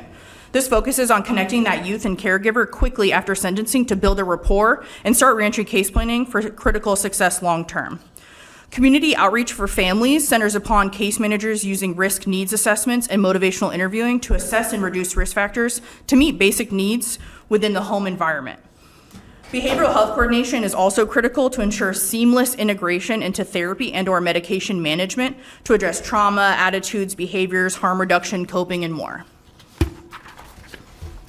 Pro-social activities and skill building are utilized to provide opportunities for youth and families to engage in experiences that build skills and healthy peer associations, pro-social attitudes, positive utilization of leisure time, social skills, empathy, emotional intelligence, healthy hobbies, and more. And then lastly, independence and sustainability. As you saw in the data, our youth are young adults, and this includes exploring experiences to build skills for adapting within society, cultivating independence, and sustaining their trajectory for positive attainment. This can include vocational training, life skills training, financial literacy, employment readiness, job training, supportive employment, family planning or reunification, navigating healthcare, court advocacy, and even more. One of the main goals with insourcing youth reentry services was to more effectively allocate funding for staffing and support services that would directly impact the youth and families we're serving. Palm Beach County proposed to achieve this by shifting indirect costs to increase funding for direct care staff and support services that are meeting the needs and reducing the risks of youth. This chart compares the youth reentry budget in 2021, which was prior to insourcing the services, our proposed insourced budget for 2023, and then the actual 2024 insourced budget for that full year. Palm Beach County was able to reduce costs for indirect staff by 10%, and instead allocated those funds to increase funding for direct staff by 16%, and then increasing support services to meet the variety of needs for youth and families by 2%. Fiscal year 2021 was, like I said, that last full year of outsourced data, and then 2024 was the first full functioning year of our insourced services, to be clear. So let's get into the fun stuff. Success stories. While the improved performance metrics and the financial savings are definitely success on their own, the real impact and outcomes are most notable in the individual successes achieved by the youth and families it serves. As you can see on the right, Palm Beach County has facilitated several pro-social activities convening over 100 youth, caregivers, community stakeholders, which provided access to positive activities to improve the use of leisure time, build those relationships in the community, and learn new skills. On the left, you'll see a youth participant speaking to the community to share his experience during and after incarceration, advocating for his story. In the middle, a youth participant with his daughter worked with his case manager to develop a co-parenting plan, skills for caregiving, and coordinated support he otherwise would not have. In the bottom middle, the program worked with the United Way's Enhanced Mentoring Program, which is partially funded by the Palm Beach County Youth Services Department, to match a youth with a mentor who started working with him at our local facility, Palm Beach Youth Academy, as they continue to collaborate after release, building that connection. Additionally, Palm Beach County has organized opportunities for youth to be exposed and explore various vocational opportunities. On the left, you see youth participants who participated in a trades tour at Palm Beach State College, in which the youth spoke directly with instructors and learned about pathways towards employment they otherwise never would have considered. In the middle photo, a young participant of the program who completed community service work, giving back to veterans and vulnerable populations through our contracted partner Choice to Change, joined the Army to give back to his country. On the right, you'll see several other youth participants that graduated from high school and worked with their case managers to enter the workforce and become independent. Additionally, a very special success story I'd like to mention today is exemplified through one of Palm Beach County's earliest reentry program participants since we insourced it in 2022, and that's Julian. He's here today. He was very brave in coming today, and he's a little too nervous to speak, but he did allow me to share some of his story for him. So during his time in a juvenile residential facility, he took advantage of every opportunity to earn his diploma and completed certificates and training. So he came out ready and willing to engage in the reentry program. Through his connection in reentry and with his very supportive Judge Kroll, his efforts were really acknowledged, and he was identified as a potential candidate to work in supported employment with the clerk's office. So he actually completed a one-year internship with the Palm Beach County Clerk's Office successfully, which also led him to being employed full-time with the Public Defender's Office, which he currently works at. We wanted to highlight Julian because he is just one example of how our youth grow up to flourish in society, and they just need a little bit of extra support. Thank you. Hold on one second. Commissioner Sachs, your light is on? Okay. Additionally, Julian is currently attending Palm Beach State College, working on his degree while he works full-time. And we are so thankful for his success, and thanks for being here, Julian. Yeah. All right, awesome. And he is looking into his business ventures as well. All right, moving on. Thank you, Julian. So building community partnerships is critical. Palm Beach County's prioritized building those partnerships in an effort to leverage existing resources. We've partnered with more than 20 community agencies offering free resources that can meet the needs of the youth and the families. Palm Beach County's also assisted the local juvenile residential facility, Palm Beach Youth Academy, with developing a community advisory board to advise on topics pertaining to reentry youth and young adults that are locally incarcerated. Several partners listed here have committed to leveraging their own resources and expertise to provide resources to youth at Palm Beach Youth Academy, as well as those returning to the county from other facilities as we serve them post-release. One example of an exemplary partner we wanted to identify today is Families First of Palm Beach County, who has prioritized behavioral health referrals for reentry youth through their own funding for juvenile justice-involved youth, which require no additional cost to Palm Beach County or families. Overall, the continuum of care and streamlined approach to reentry services is achieved through systemic collaboration and continuous improvement. To fulfill the scope of this programming, case management must begin at sentencing and prior to release, which requires collaboration with justice partners. The Florida Department of Juvenile Justice, their residential commitment programs are privatized and spread across the state's 20 circuits, with potential for you to be incarcerated anywhere in the state. Our one facility located in Palm Beach County is Palm Beach Youth Academy, and it's out by the fairgrounds. Palm Beach County has collaborated with DJJ leadership over the last several years to allocate more youth to be placed at Palm Beach Youth Academy as part of the Closer to Home initiative, spearheaded by Judge Kathleen Kroll, who's the chair of the Reentry Task Force Youth Reentry Subcommittee. This would allow the community better access, support, and provide Palm Beach County's youth with reentry services. In May of 2024, DJJ amended Palm Beach Youth Academy's contract scope, allowing for more Palm Beach County youth to be diverted to our local facility because of the work that Judge Kroll and the community stakeholders, many that are here today, have done. As of September 2024, there were 9 Palm Beach County youth at the facility. This is the most Palm Beach County youth in over 5 years. Currently, to date, we have served 17 total youth at Palm Beach Youth Academy. As part of the ongoing conversations for systemic improvement, DJJ Secretary Eric Hall and Palm Beach County Public Safety Department leadership did meet to discuss next steps in elevating youth reentry programming at Palm Beach Youth Academy. Since then, we have developed a model approach to implementing a reentry continuum of care dedicated to the youth at Palm Beach Youth Academy that incorporates face-to-face pre-release case management and case planning, life skill groups, family reunification, community service projects, vocational exploration, pro-social activities, and other opportunities for them to gain independence. We would like to thank Adam Davis with the Palm Beach County Library System and Diana Cardona with Families First for bringing their community-based services into Palm Beach Youth Academy as part of our weekly pre-release groups. While reentry research is limited in its breadth, what does exist empirically supports education and employment as major vehicles to success for youth and young adults returning from incarceration. Linking clients to employment must be preceded by overcoming the gaps impeding high school completion, skill development, career exploration, vocational training, employment readiness, and those life skills.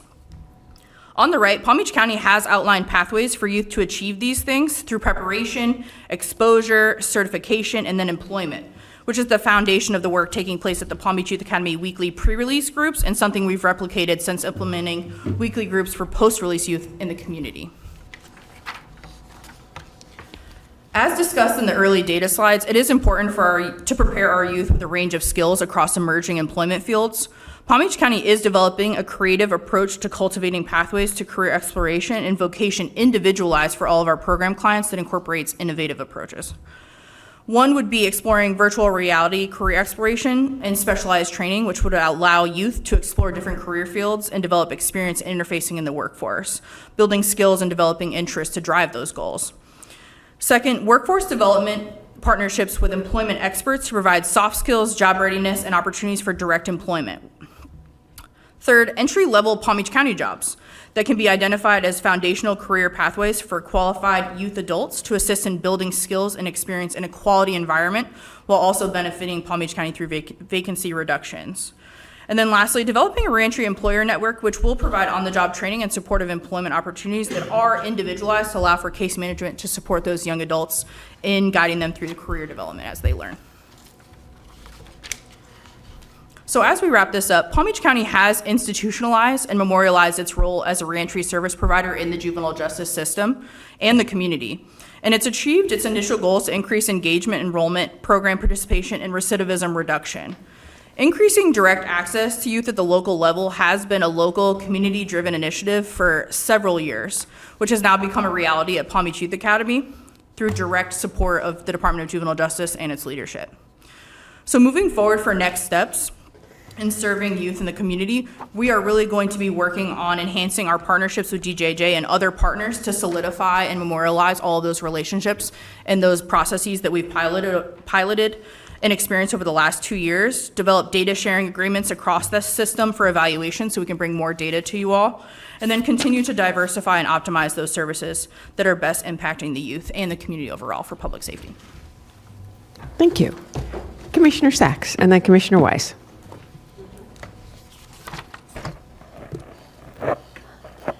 Thank you so much. Thank you, Mayor. First, I'd like to recognize two people in the audience. One is our own state senator, Jeff Clemens. You could stand. Jeff, you're a rock star, too. Good guitarist. Thank you, Jeff, for being here. And our own circuit court judge, Kathy Kroll. Judge, you have been so instrumental in starting this. How many years ago was it? Along with you. I don't even want to say it because we're working on it together. And but you had the vision and the passion to get this off the ground because of your love of these kids who we didn't want to see you get in court. And because of you, how many people, because they're not just kids, they are our citizens of today and tomorrow. So thank you so much, Judge Kroll. And I'd like to also commend your work on this. The most important thing, and I've been involved in criminal defense for many, many years, is what you have given them, which is an opportunity for a job, And I like to commend the clerk's office for bringing in interns. And also I look forward to our county as well as bringing in our residents, our kids, to work here as paid interns in the county, in our Palm Beach County. And I like the way that you put it out with, with engineering and with technology, because they know a lot more than we do. And certainly more than I do. So I like to commend that as well. The most important thing is let them know they belong and that we need them and they have a job. So I highly commend your efforts on this. Whatever we can do or whatever I can do to promote it, advocate it for it, count on me. Thank you, Mayor. You're welcome. Commissioner Wise. Thank you. Thank you for the great presentation and the work you all do. A couple questions for you. First, when you look, in the beginning of your presentation, you started talking about, when they're getting, sentenced and incarcerated. And I'm sure you're tracking it, but it would be, I'd like to know, and I'm sure maybe my fellow board members, how long are they being incarcerated for? And then are you looking at stratification when you're looking at, in terms of outcomes as to, because obviously I would expect there's some kind of a relationship for length of incarceration versus outcomes. Absolutely, and we have that information, and we could definitely look into that to see if there is a comparison with the length of time that they're engaging pre-release related to their outcomes. Absolutely. Okay. And then on slide number 7, you talk about the graduation rates, but about 28% of them in the slide are over 18. So that starts. So then it begins again, to have a better understanding. Those of you be the only kids 17 or 18 that you would expect to be graduating, unless, under normal circumstances, obviously they move it at their own rate. But so again, that statistic actually looked. It seems small, but then when you look at the age of the young people, it actually lines up pretty closely. So that it actually might be a lot better than the way it looks. Okay. On slide number 8, we talk about the children going back to their parents. Again, I think just a little more detail in that. How many are dual parent households versus single parent households? We know, it's shown that, it's just more challenging when you're a single parent household. And then, of course, if that household, and I think in many of these cases, they're dealing with a lot of other issues just besides, a single parent household. And so just more in depth of understanding to help maybe in a predictive way so that we can start to provide services to some of these families. If we can identify them up front, that we don't end up with the children, making the mistakes that they make. Absolutely. And getting them into this, trying to keep them out of the system, I guess is really what I'm trying to say. And then on slide number 10, on sort of, what happens afterwards, we look at 50% rate of rearrest. Are those individuals or are those total number of arrests? These are individuals. So 50% of them are in contact again with law enforcement.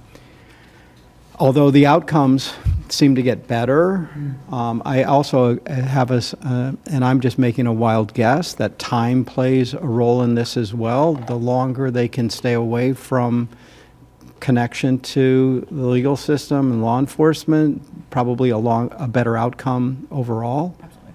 So, understanding and how do we interrupt that cycle? And I'm sure you all are thinking about that. So, but what you're showing, in terms of your results in a very short period of time is really, it makes me very optimistic about what you all are doing, and I'm sure you feel the same way. To the folks in the back there, thank you for the work you all do. And as we've noted in here, is so many people taking an interest and concern that we're actually getting better outcomes today. So that's hats off to you all. And it is about changing lives. It's about improving lives and outcomes because you're really saving lives.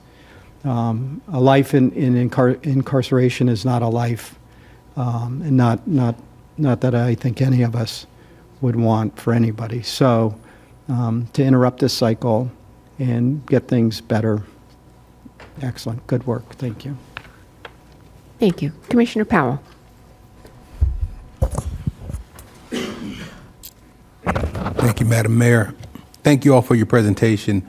I just want to know one question, if you could go back to the performance metric slide right before that one. Right here, when you show percentages, I would just like to know what numbers are we talking about? Are we talking about 100 children, 200, 1,000? And the fluctuation, because when you look at percentages and statistics, we go from 2022 from 49% to 97% in terms of pre-release contact, 66% in enrollments in 2021 to 95% in 2024, and then 38% to 69% in successful completion. Just want to know, give me a heads up what those look like in terms of numbers. Is it, because I know numbers, if it's 10 people, 10 students, 10 youth, then that's drastic change from if it's 1,000. So what do the numbers look like? For those last 2 years, the referral numbers were about in the 80-ish range. 80? And it changes Okay. every year, as you can see, and you have to consider the COVID year, of course. Okay. But it is a comparison, an equitable comparison compared to how many youth were referred, and then meeting those metrics based on those percentages. But it's been consistently about in the higher, like 75 to 80 range over the last 5 years. COVID drastically decreased that, but the rest of those are pretty similar. Does that take into account how many are incarcerated as a whole? Because I know during COVID, the number of just overall, I was at a different place in time, but in terms of the number of people who we had incarcerated in our state system, it had dropped down to like 90,000 from what was always 100,000, and maybe we're at 10,000 people less incarcerated. So are we looking at the total number in terms of those enrolled versus those, are we looking at, well, we had 40 people enrolled back then, and We're we only looking had at the 50 total people. number of sentenced and then eligible for services. So it is capturing every youth that was sentenced. So no one was missed. That number was slightly lower in the COVID year because less youth were going to court to be sentenced. But other than that, there's nothing missing with the data when it comes to like any youth pending in a juvenile facility or something like that. Okay. Does that answer your question? Almost. So Okay. the percentages that you're looking at right now, you're telling me they're statistically accurate Correct. in terms of capturing everything that we're looking at Absolutely. and keeping everything consistent. Okay. Thank you. Thank you. Todd? Madam Mayor, if I could just add as we end and close out this presentation, one of the reasons why we felt very strongly about bringing this back to you is first and foremost, this was a program that wasn't working very well. And we sat down with staff, we sat down with a lot of the stakeholders that were with us here today and said, what can we do different? What can we do better? Randy Taylor was one of those driving forces behind it. She said, we can do better if we bring it in-house. Trust us, take a chance on us and do it. We did. And this slide is the proof in the pudding. And to your point, Commissioner Powell, when you think about that every youth that is available for a pre-release contact in a year where only 68%, 49% were actually contacted in a pre-release situation. And then you look at 23 and 24, where 96 and 97% were contacted. And then you look at the metrics from this slide to carry over. I really think that the proof is in the pudding of a program that we've taken on. We've got some passionate folks that are working with us that really, really have dove in there and understand what needs to happen in this area. There aren't a lot of counties that are doing and focusing on youth reentry. Adult reentry gets a lot of the attention, the resource, but because of some of the stakeholders in our community, because of Judge Kroll and others, and because of our team, we have really attacked this with passion to make sure that we're not going to let kids be left behind in this system, and we're going to do everything we can with the resources that we have to move this forward. So that was the whole idea of bringing this before you, to show you in a short period of time what we're able to do. And I am so excited to show you what the numbers look like at the wrap up of this year and future years. And we just want to thank you for your support of allowing us to do this.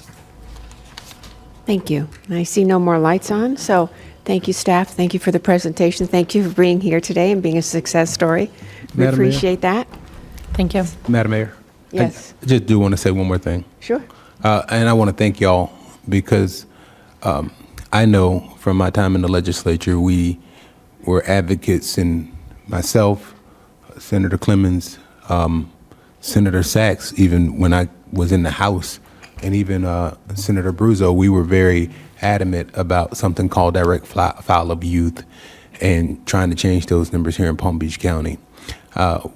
I believe that the number one investment that anybody can make is an investment in young people. And we're able to have the opportunity to change and turn a life around. The difference between 14 and 28 is a lifetime. And you can really make an impact and make a difference on people's lives. So with that, I do want to acknowledge the work that you all do when it comes to our youth. They are our greatest investment, our greatest asset. It's something that many of us do take interest in. And it's really, really important that you all continue this work and we continue to invest in changing lives, because when it comes to the youth, those are people who will have an infinite impact on everyone else. So thank you for that. And congratulations, young man, for being able to complete the program and getting active and making the difference in other people's lives. It's really important. So I do want to commend you on that. Thank you. Thank you all for being here. And now another topic that everybody loves, animal care and control.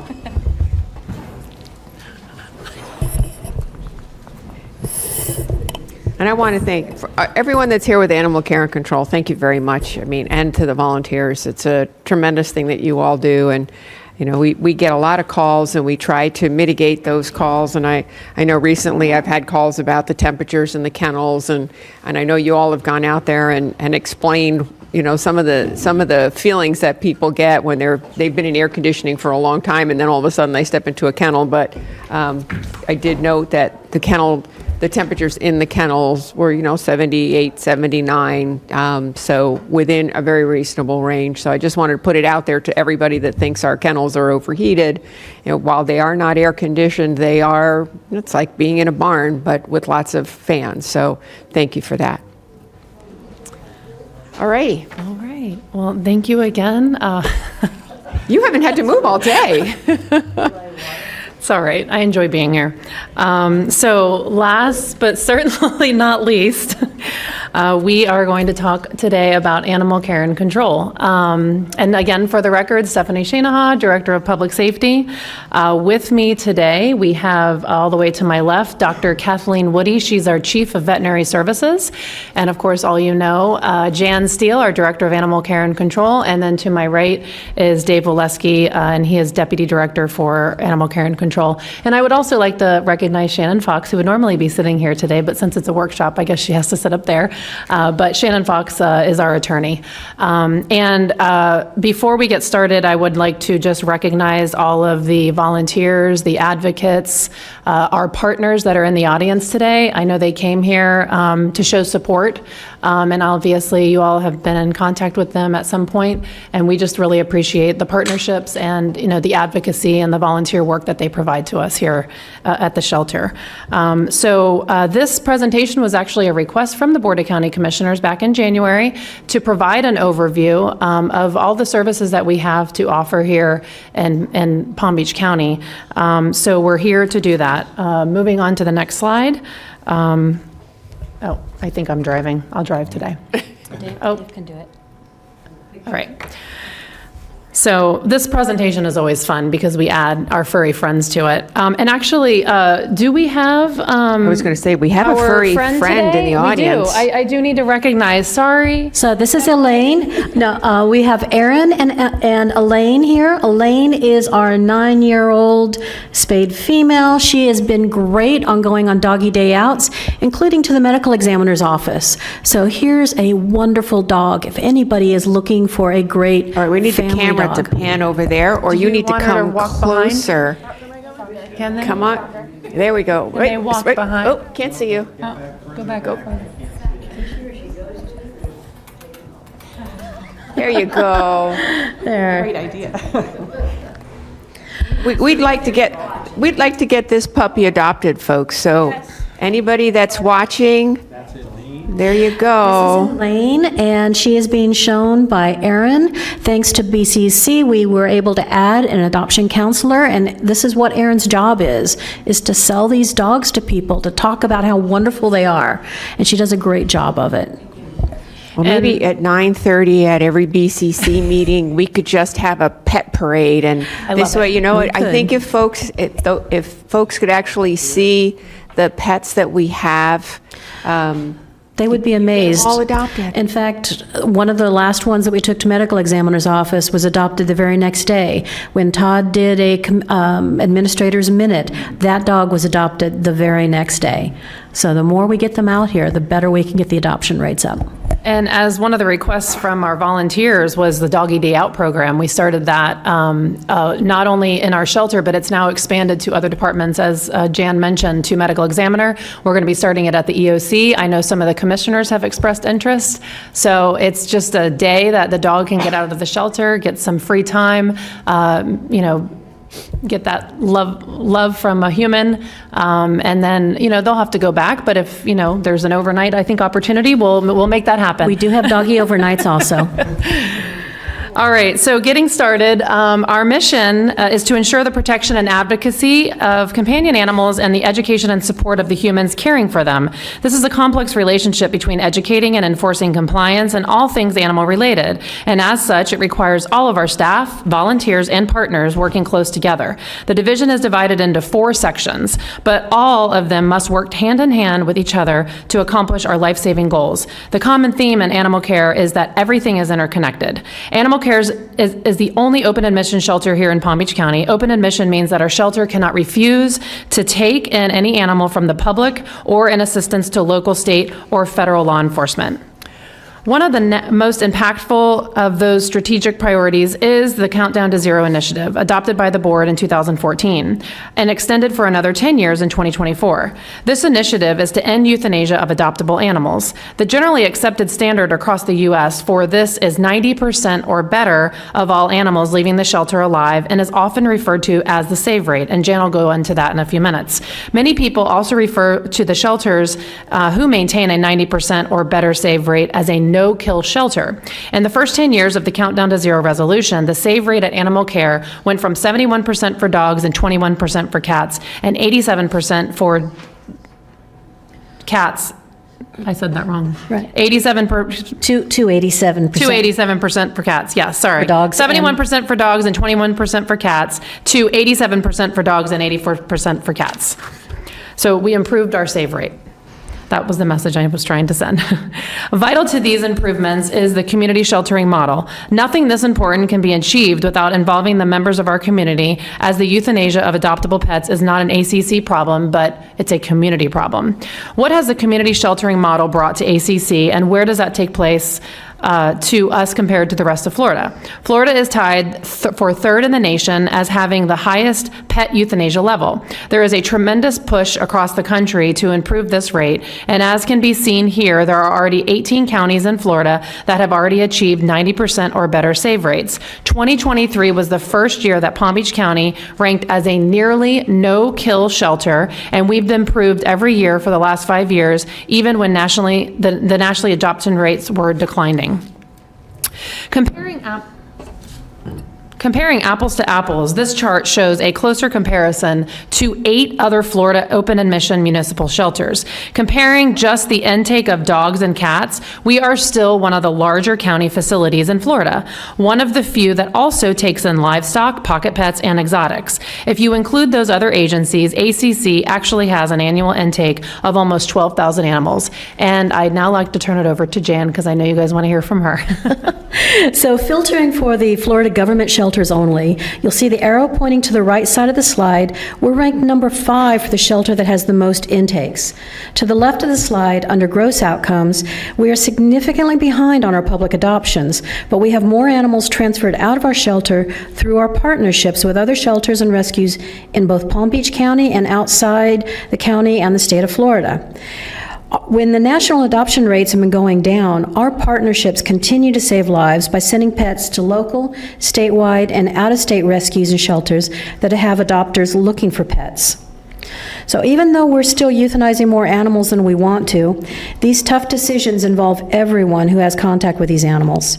It starts with what the boots on the ground see and experience with each animal, and as issues are identified, either the veterinary or the behavior staff are brought in to assess, treat, and advise on developing a pathway to see if we can place that animal in our adoption program or if the issues are beyond our capacity for care. The term capacity for care means, do we have the physical space to house the animal? Do we have enough animal care staff to take care of the animal?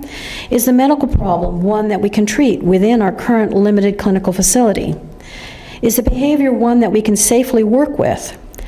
Animals are put on a path that works within our capacity for care and provides what we feel is the best chance for survival if it is safe to do so. Sometimes this means we put an animal on our urgent rescue request website, which is open to all of our rescue partners and members of the public.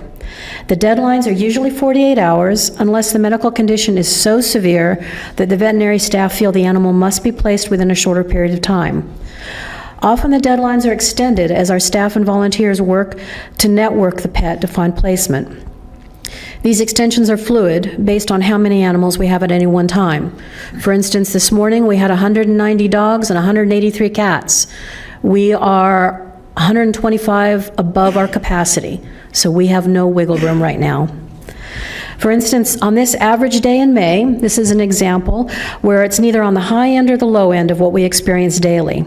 Using just the dog spaces as an example, you can see that every green box indicates one dog in a kennel, red means 2 dogs are sharing a kennel, and white means the kennel is empty.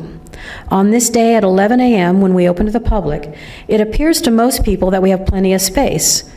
But from the previous day's late intake and the overnight drop-offs from field and law enforcement, we already have 11 dogs in incoming, which should only hold 10, so we've placed 1 in a rolling crate.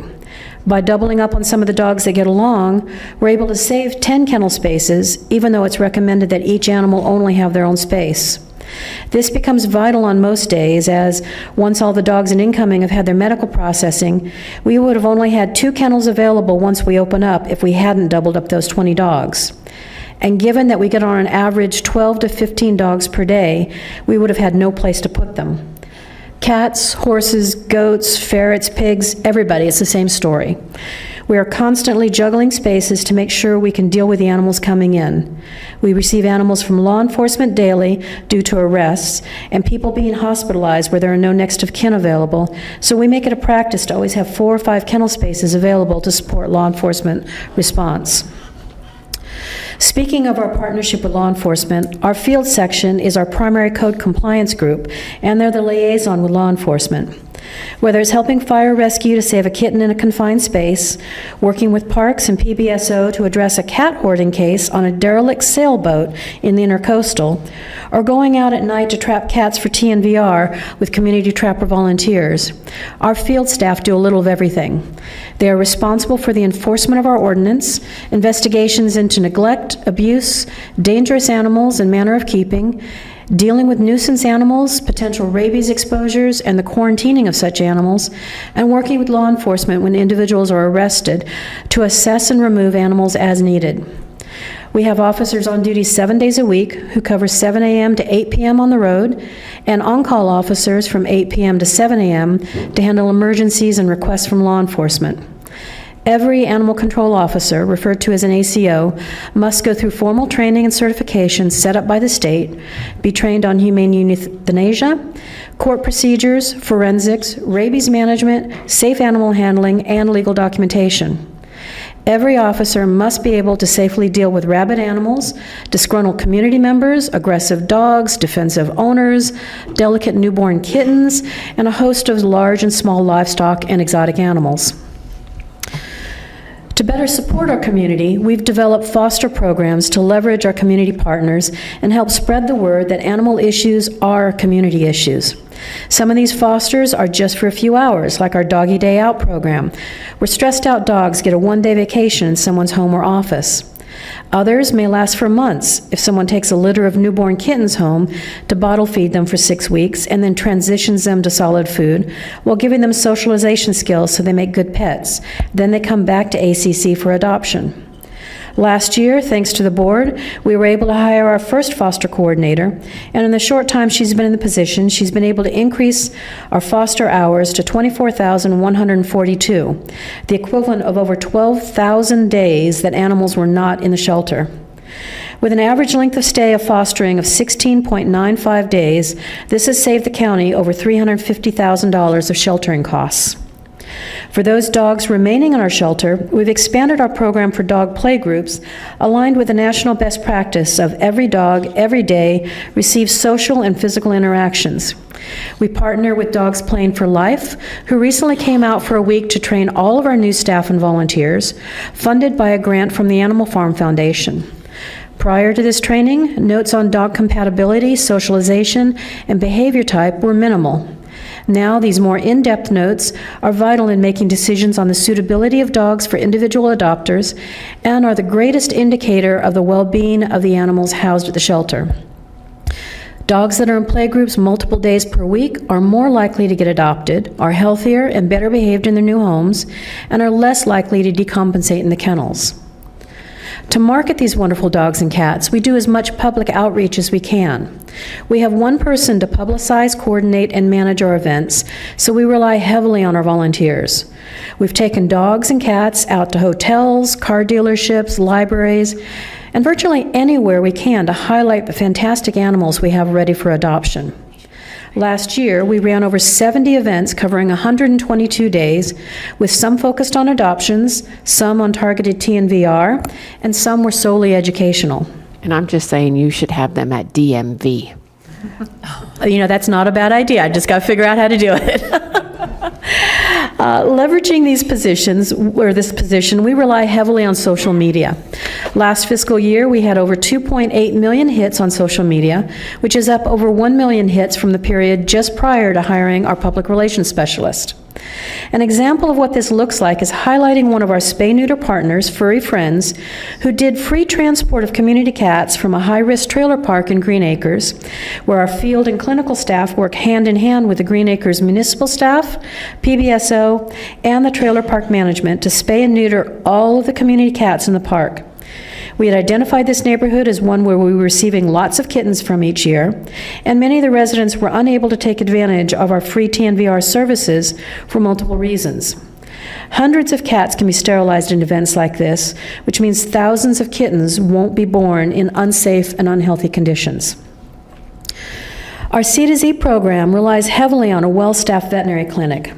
Nationwide, veterinary services are less and less available to the average pet owner due to rising fees, the consolidation of private vet practices into corporate practices, more vets retiring, and not enough graduating from vet schools to replace the existing needs, let alone the increase in pet ownership. ACC has addressed this gap by increasing our partnerships with other rescues and shelters that can provide veterinary care. At the same time, we're implementing low-cost but highly effective changes in our treatments. Cold laser treatments that are non-invasive and are easily done to reduce inflammation, improve healing. CR boxes reduce respiratory disease transmission. We've expanded our heartworm treatments with our partners, increasing the life-saving for dogs, and we've also implemented FAS meds, fear, anxiety, and stress medications, for all of our animals, which are incredibly low-cost options that greatly improve the well-being of our animals. We are also involved on both the state and national level in furthering animal-specific legislation, best practice standards, and public health monitoring. Sterilization was and still is a huge part of our Countdown to Zero initiative, and is critical to reducing the number of animals entering our shelter. ACC first began contracting with Peggy Adams Animal Rescue League in 2015 to assist with surgeries. Then, thanks to the board, we've added Tri-County, Furry Friends, Barky Pines, and Darbster over the last few years as additional support for surgeries for our at-risk animals. When we've been unable to fill the full-time veterinarian positions, we've pivoted to adding both contract veterinarians and part-time veterinarians who practice in the local area.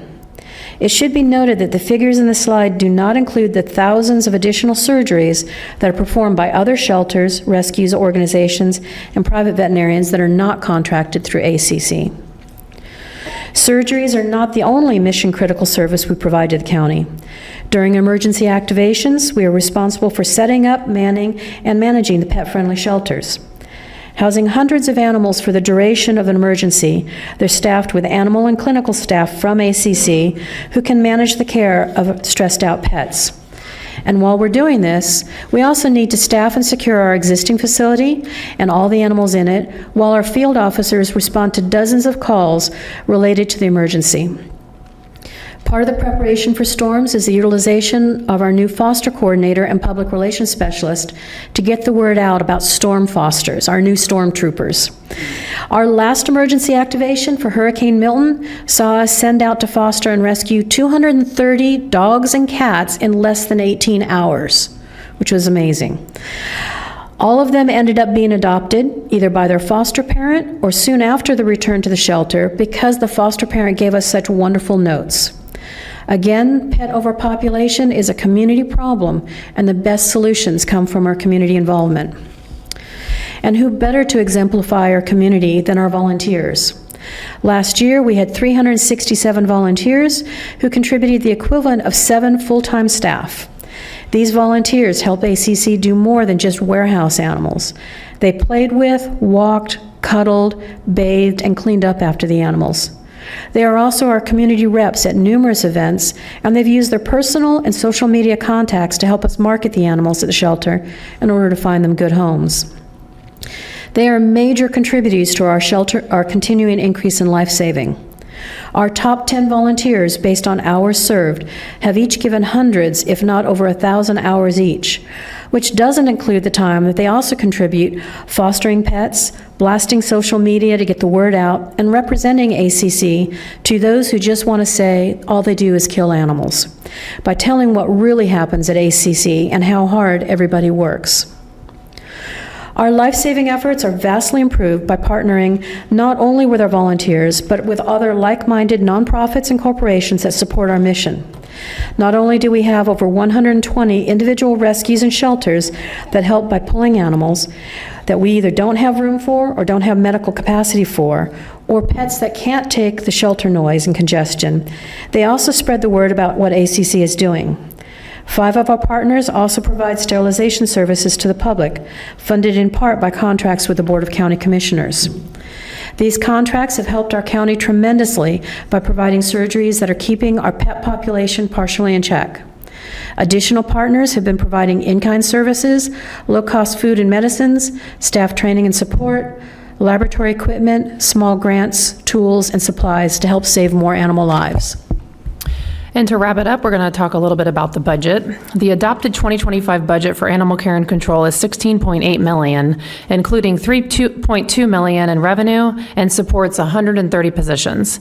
This slide represents actuals from 2019 through 2024. Since 2019, the budget has grown by $7.2 million, a 75% increase. Of this increase, 71% is attributable to personnel service. Thank you to the board for adding 22 positions. 19 was through the budget process and 3 were reclassifications. The rise in operating expenses is primarily due to higher costs for contractual services, security services, building repair and maintenance, materials and supplies, and medicine. Of the $3.2 million in budgeted revenue, 2.7 or 85% comes from tag registrations. County ordinance requires that all dogs and cats 4 months of age and older must be current on their rabies vaccine and county license tag. The fee is $15 for sterilized pets and $75 for non-sterilized pets. Additional revenue sources include medical treatments, commercial permits, and impound fees. Of the $16.8 million in expenses, this chart provides a breakdown by section program, including administration, shelter, field, clinic, and spay-neuter, as well as by expense categories such as personnel, operation, and capital. Donations are also tracked separately. As shown, personnel expenses make up the largest portion of the budget. The contract for animal licensing service falls under administration, contributing to their higher operating expenses. In addition to these summary charts, we also have additional information related to the budget that we can give you if needed. But we wanted to keep this concise and comprehensive. Field means? Our field staff that goes out on the calls. Okay, Yeah. thank you. And that concludes our presentation. Jan or the team and I are more than happy to answer any questions that you may have. Well, I think we just need to figure out a way to get the animals in here so that we can get a little PR for them. Maybe adopt a pet before a BCC meeting, or whatever we can figure out, Todd. So because I think once folks see the animals that we actually have, It's not what they're thinking. That's true. These animals are amazing. I know there's a lot of bias against pitties and pitty mixes, but they are some of the lovable, most smushable faces you will ever see. And most of them, honestly, are little land hippos. They want to lay on your couch and they want to chill. They're great dogs. And kittens, I got cats, I got anything you want. Yes, we've always got stuff, yeah. Commissioner Sachs, your light is on. So much, Mayor. And you know, I don't know if Captain Eric Davis is here today from PBSO, but he has your idea. And we can take a dog for the day here in the County Commission. And I have one just right for the mayor. I was thinking about her, or him. What is it, a Great Dane? No, kidding. But it is, and I just want to say this, that I want to thank Director Janet Steele, and also Captain Blakeman, who's not here today, but is watching, I'm sure, and Captain Dave Oleski for all you do. Our shelter sisters, some of who are here today, and Shannon Fox, our county attorney. She is working on a legal document called the Foundation so that we can establish, you know, when people want to give money to animal care and control, they can contribute to our foundation, and that's a fund that we can use to further the interests of our animal care and control, and I want to thank you. Also want to mention Alexia Cox, our state attorney. We had a meeting with her a couple of months ago. Todd was with us. Todd's been wonderful in this too. And she has put aside 2 prosecutors specially for crimes against animals. I think Shannon Fox was with us as well. So we're really pleased that when law enforcement sees something and there's an abuse to an animal, that goes immediately to her office for investigation, criminal investigation, and prosecution, and many times incarceration. So that's the greatest deterrent against some of these cases, and I want to mention her as well. But as for your request, Mayor, Captain Eric Davis from PBSO has 3 trainers with over 70 years of experience, and they get therapy dogs for use. You know, when I heard medical examiner's office, I said, why do we? Then when you think about what goes on at the ME's office, you realize that a big furry animal there is a wonderful therapy. Also for our schools, for our hospitals, and now for the County Commission. We'll be able to have a dog for the day, or a kitty cat if Commissioner Weiss would show us which one to get. But I think we're all in this together. We've been working with Todd on this and all of you on making this just a very special place. And as Director Steele said, this is a community event. This is for all of us. And I just can't say enough of what you all do and how and with Todd's help, we've included the whole community, including the state attorney's office and PBSO and our veterans groups as well. So thank you all, whatever we can do to help. Thank you. Thank you, Mayor. Thank you. Commissioner Woodward. Thank you, Mayor, and thank you for the presentation today and for the work that you do. I think most of us up here are animal lovers and some dogs and cats, but thank you for that.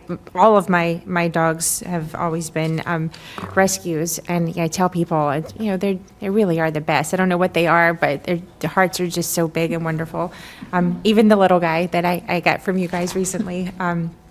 But I wanted, if you could, just to talk a little bit more about the play groups that you're doing now and how that's been helpful, because socializing is a big part of this. And could you just expound a little bit on that? Sure. So what we were doing before is we had a very minimal behavior staff who tried to rotate animals out, but we used our volunteers a lot. With the addition of a grant from Animal Farm Foundation, we brought Dogs Playing for Life out, got all of our staff, all of our volunteers trained up on running a play group. And a play group is wonderful because it allows the dog to be a dog. We're not out there walking it, forcing it to do what we want. We're allowing the dogs to play with each other, run around, but it is controlled in that if there's Anybody gets a little out of hand, we can separate them. We also use that to build the profiles. So we find out we've got different play styles. The gentle and dainty, there's rough and rowdy, we've got hall monitors. So all of those little titles help us figure out what dog fits best with what family. So when Erin is meeting with a family and they say, I want this little dog, she can say, well, what's your family like? Do you have little kids? Do you have big kids? We actually interview and find out about the family first, or the home if it's a single person. Do they want to go out and run? They need a high energy dog. We got a Malinois for you. There you go, great. If it's somebody who needs a couch potato because they're in their 60s and they really just want to have that, they lost their spouse, they want a cuddler, we've got a couch potato for you. So running these play groups, we find out what the dogs are truly like when they're outside of a little metal cage. Because when you come to our shelter, it does not show the animals to their best side. They're in little metal cages. They can't see the other dogs. They can hear things. It's disconcerting. You put them in a play group, the true dog comes out. We have those notes then that we can go back to, and whoever's on that day can read through the notes from our behavior folks and from our volunteers and help pick out the best dog so we can start reducing our returns. We don't want dogs to come back to us, but we always have a door open. So we don't want anybody to keep a dog that they don't want. But we're trying to do a better match. So is this something, because we will be working on renovating expansion of animal care and control, is this something that you see it needs to actually have more space and availability to? So one of the things that we've done when I came on and we started looking at the plans, I came on about 3.5 years ago, and we were looking at the plans. I did not want to tear apart any of our play yards. We've actually expanded, and all of our new kennels will have their own play yard areas. We are making sure with our vet's guidance that when we have walking paths, that the dogs from the kennel that are sick are not walking on the same paths as the dogs that are ready to go out to be adopted. So we're expanding all of our walking paths and our play yards because we want to have 3 different things for all of our dogs. They should have play yards where it's group dog on dog. They can play and be a dog. We want quiet yards, and that's where oftentimes you'll see our volunteers in these beautiful videos and photos of them cuddling the dogs. That's in the quiet yard. That's just that making sure they have good behaviors to go to home. And then there's the walk, taking that edge off, the energy, getting out, sniffing, checking on the P-mail as they go around. That's another important part. But they all have different things that they do at different times. For instance, in the heat, we don't run play groups or have people walk after 11 a.m. It's just too hot. But quiet time, yeah, they can go into the side yards and do quiet time. So the new facility will have all 3 of those for every kennel. Well, thank you very much. I had to sneak out real quick, but to get a picture with Elaine. Good. So we'll be posting on social media. And Wonderful, hopefully get her thank you. If everyone's, look at social media later, you'll see it. So. And that's how thank we- you for bringing her, because that does help. And I love the idea of us even, especially like proclamation days. Maybe we have a little, because we get a big crowd on proclamation days, and just something to, let people see the types of dogs that we do have. And it's just a sample. If they don't see one Yes. they like there, please come and visit. So thank you for that. And any ideas to help us get the word out to get these animals adopted would be Well, appreciated. and that's wonderful, because that's how we've been able to slowly inch our adoption rate up, is because even though nationally it's been going down, ours has been going up because we've leveraged all of our partners, our volunteers, our rescues. I'm absolutely happy to have anybody come in, take videos of the animals, take them out for a doggy day out, post the video.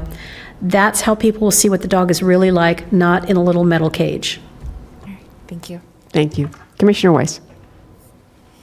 Thank you. Thank you for the update and presentation. Thank you all for the work that you do and the staff that is back at ACC and out on the road for everything that they do. So please share that with them.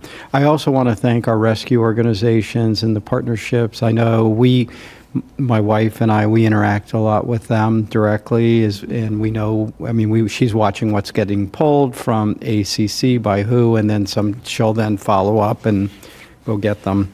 Also, the Palm Beach Post, they do their weekly piece where they identify animals available for adoption, so that's wonderful too. One of the things and I think we've talked about this, but my private vet will not spay or neuter anymore. And I think that's not untypical. I think it's something that financially doesn't make sense for them anymore. And so we really have to rely on ACC and the rescues to do that work today. It was not inexpensive when he used to do it, but he just now refuses. He says, it just doesn't make sense. His time is better spent doing something else. So it really is important that you all have these relationships and that you're able to do so much. And then lastly, the innovative programs that you all are introducing, that's great. That really is. And some great ideas. And it sounds like it's returning for you as well in terms of being able to find homes and get these animals adopted. So thank you all. Well, thank you, Commissioner. And just as an aside, the amount of veterinary work that we do for the public for free, if I went and cross-referenced it with current vet costs with private vets, we're running between $12 and $14 million a year of free services that we offer. And to your point, is because they are now charging for a spay or a neuter anywhere from $800 to $4,000. And we do those like they're the bread and butter for our vet staff. Wow. Thank you. Quick question. How can folks donate supplies or toys or treats who may not be able to foster or adopt? That is a great question. We have our Amazon wish list. They are also welcome to, we do receive donations right now. I have a donation account that we are stashing our money away that we use for when we expanded our play yards, when we need to do things that are outside of our existing budget. So they can either send us the direct payment or they can go to the Amazon wish list and choose the items. Right now, because it's kitten season and we're having a really tough kitten season, we are looking for a lot of kitten supplies. Okay. Thank you very much. I see no other lights on.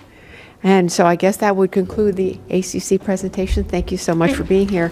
And I do know that Alicia, my chief of staff, is always talking about Operation Work Puppy. So there you go.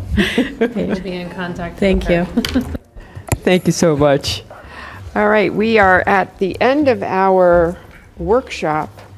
And I just want to know if there's any more board discussion or board questions or board comments. And if not, we will be meeting at 1 o'clock for our shade meeting upstairs. At 1 o'clock. Yes. And yes. So we can adjourn, except I see 3 lights on. Before we adjourn, okay. Commissioner Weiss? Yes, thank you. I'd like to move and ask for approval of an off-site proclamation for August 2nd, recognizing the 63rd anniversary of Jamaica's independence. Second. We have a first from Commissioner Weiss, a second from Commissioner Powell. All in favor? All Aye. opposed? See that motion carries 6-0. Anything else? Commissioner Sachs. Thank you. I'd like to have, as a board direction, I'd like to ask that we look at our HR director's background in hiring or at least interviewing folks who have served our military. I'm talking about veterans as well as those who present disabilities. And I wonder if we could do this maybe in September. Take a look to see our numbers. I think it would be a good thing to do. Thank you. Any objection from the board? It's a report, as you're asking? This is for a report, correct? It's for a report on how many veterans have been interviewed for employment at Palm Beach County, as well as those who are qualify for ADA. Those who have disabilities. Thank you. Thank you. Madam Mayor, Yes. Question on that. How is that impacted by the ordinance that we passed recently? We'll have to make sure that there's no legal ramifications. I don't understand, Commissioner Powell. We recently passed an ordinance with regard to any grants and with regard to federal language that outlines different diversity, different disabilities. All of those things were in the ordinance. So I'm not sure if that is in line with what we passed here. Well, may I respond? Sure. Right before you were in the Florida legislature, there was a certain state senator that passed a law that veterans would get preferences in employment by any government entity, that's schools, any government entity, including Palm Beach County government. And that has nothing to do, in my mind, with DEI, if that's what you're referring to.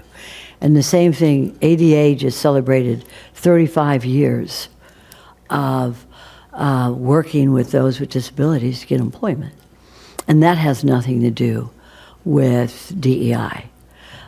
So I think that this is something that we need to look at, because I can't find, I have looked myself, my staff has looked, we cannot find any numbers on how we are complying with that state law for veterans, as well as for those with disabilities. So I'd like to see what we have, since I can't find it, and I'm a county commissioner. So maybe we could find it through this report. Thank you, sir. Thank you. Thank you. Commissioner Powell, your light is on. Thank you, Madam Mayor. I'd like to request permission for an off-site proclamation for Comcast Month on August the 13th. Second. I have a motion from Commissioner Powell, a second from Vice. Oh, I already got a second from the Vice Mayor. All in favor, all opposed. See that motion carries 6-0. Thank you. Anything else? That's it? No, I think Hold the on. clerk. Oh, I'm sorry. Just to Commissioner Sachs's request, we can get something in writing to the BCC more quickly even than September. If you'd like for us to get that to you, you'll have an opportunity to review that. And then in August, when you come back, if you'd like a presentation in September based on that, we can proceed from that if that is acceptable to you. May I, Mayor? My interest in this, Mr. Bonlaren, is to know how we have complied with those two laws. Okay. I don't need a lengthy report, or I don't need a staff presentation. I need numbers. Okay. I need to know, and if you think we could get that in August, I would really very much welcome that to all of us. I'll work with the HR director, and you. we'll get that to you as quickly as we can. Excellent. Yep. And do we need to get a date certain, or are we No, just sometime in August? Yeah, we'll get it to you as quickly as we can compile it, and I'll make it a priority that we get you what we can. Now, there will be some information like ADA and those kinds of things that might be protected in terms of identities and those types of things of individuals, but we certainly can, in the aggregate, we can share probably some of that information for you. My information that I've received and researched on the issue with ADA is that if somebody presents a disability, for example, they come in, they've lost their legs in an accident, or they're blind, and they present themselves with this disability that's not privileged or confidential. Okay. That is part of their employment application. Okay. And that's what I'm looking for. And I would like to have a copy given to each one of us. I don't need a staff report. I just need a report on those statistics. Okay. Thank you, Mr. Got it. Bonlaren. Thank you. Thank you. Vice Mayor. Thank you, Madam Mayor. So I don't see Istemi in the room anymore.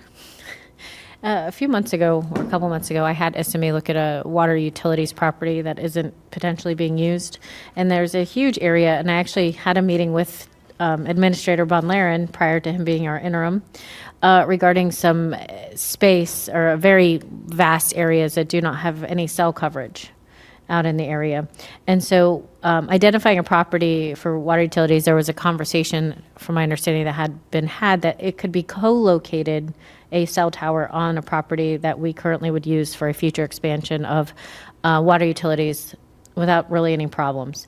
And so I would like to request the board's permission to put out a lease to lease that potentially to a cell tower company, and, obviously with the understanding of it would blend into the area. Commissioner Sachs. I think that anytime we can increase communication. Now, my limited information on this is that cell towers bring a lot of revenue. And if that's revenue to the county, that's double benefit. One, we get a benefit to communication, and second, we get revenue. Thank you. So I think that that's something certainly worth looking into, and possibly we could even look at this for other properties owned by the county, that we could use those cell towers. So absolutely, I think it's a great idea. Dual benefit. Thank you. I think the board is definitely in agreement with that. So, Todd? If you'd like, we can bring back something to you at the August meeting to that, and that way we can kind of share with you the location, the spot, and then proceed forward. And the different types of towers, so Towers, yeah. it's not just, We'll work on that for the August meeting for you. thank Okay? you. Great, problem. thank you. Before we wrap this up, I do want to send prayers to the Casello family. Rep Casello passed away over the weekend. I'm sure everyone has seen it in the paper. He suffered a massive heart attack, and he will be missed. And I know that the county is going to look at some way of putting his name on something. So I know we'll be doing that in conjunction with Fire Rescue or Delray Fire Rescue. So that would be appreciated, I'm sure. And Ismi, you're in the room. I think you might have heard your name called. Do you want to come on down a sec? Yes. Thank you, Madam Mayor. On the passing of our beloved friend, Representative Joe Casello, I just wanted to bring a note to your final comment. Right before he passed, due to the incredible effort of Administrator Bonlaren, it was whispered in his ear that we would do what we can, along with Fire Rescue, to name some sort of vehicle after him. So he was able to hear that, and that was one of his requests before he passed. Thank you. Ismi, hi. So, good afternoon. I heard the comment regarding cell towers, so there are two things I can offer. There's an agenda item that this board had asked us to put together, if you remember, regarding HAP centers, cell towers, and then restrictions on properties that the county has conveyed to non-for-profits, right? Yep. That agenda item is ready. We were truly trying to bring it over in July, but our colleagues from HAP Center were not available. So that agenda has been prepared, has been signed, and at their request will come back in September. At that time, you will see a full overview of what has been county policy to date, and we'll give you an opportunity to give staff direction moving forward. And then I believe also comment regarding water utilities property came up. Am I right, Vice Mayor? Yes. That property is currently county-owned. It's a property that has been set aside for water utilities use, meaning to say that our colleagues from water utilities do believe that in the future they will need to site additional infrastructure on that parcel. However, nothing precludes us from being creative and still keeping the land, but entering into an agreement, and I'm saying it very broadly, intentionally. It might be a ground lease. It might be some sort of legal mechanism whereby we don't dispose of the property. We can still use it for water utilities, but we might be able to allow for other uses to coexist. So those are the two things that I can offer. That's great. Vice Mayor? Did you need further board direction, clarification? For the water utilities? Yeah, that site. If this board has an interest for staff to put out an RFP towards that use, then we will need direction to be able to do that. And if you like, Madam Mayor, when we bring back that HAB item in the September meeting, if you would like, we can do the same with that, or if you want to move more quickly, we can No, move more quickly. I'd rather just move forward. Thank you. I think we're good. Mayor, if I may? Yes, sure. Yes, I think that what Vice Mayor brought up was very good, And I think we should focus on that. I don't know how many companies do this, but that RFP would be appropriate at this time. And I think we'll deal with that. And the HAB Center has other issues that are a little more complex, and I don't like to combine the two, but excellent idea. Thank you, Vice Mayor. Thank you, Mayor, for that. Isme, before you leave, I just want to say an additional thank you. The fire station on Donald Ross Road, I know is a heavy lift. And I mean, I've had people in my office since the day I walked in about coverage in that area. And the fact that staff was able, and our fire department were able to keep their head down, keep it quiet, because once somebody knows the county is looking at a piece of property, that price goes up. And we worked really hard to keep this under wraps, and just the fact that we will have service with a quicker response time to so many people, because that is quite a large service area between East Point, Old Marsh, Marsh Point, and Palm Beach Country Estates. Thank you very much for helping make that happen. Much appreciated from District 1. And with that, I will see everybody upstairs at 1 o'clock. Meeting adjourned. Thank you very much. We have concluded our attorney-client shade meeting. Are we on? Are we good? No. On air. We are. Okay. We have to wait 20 seconds? 19, 18, 17. You're timing me. Oh, we're good. We're live. Okay. We're back on the air. Thank you all. We have concluded our attorney-client shade meeting, which means that we actually recessed our first meeting. We did not adjourn. At this time, we can now adjourn. Thank you so much.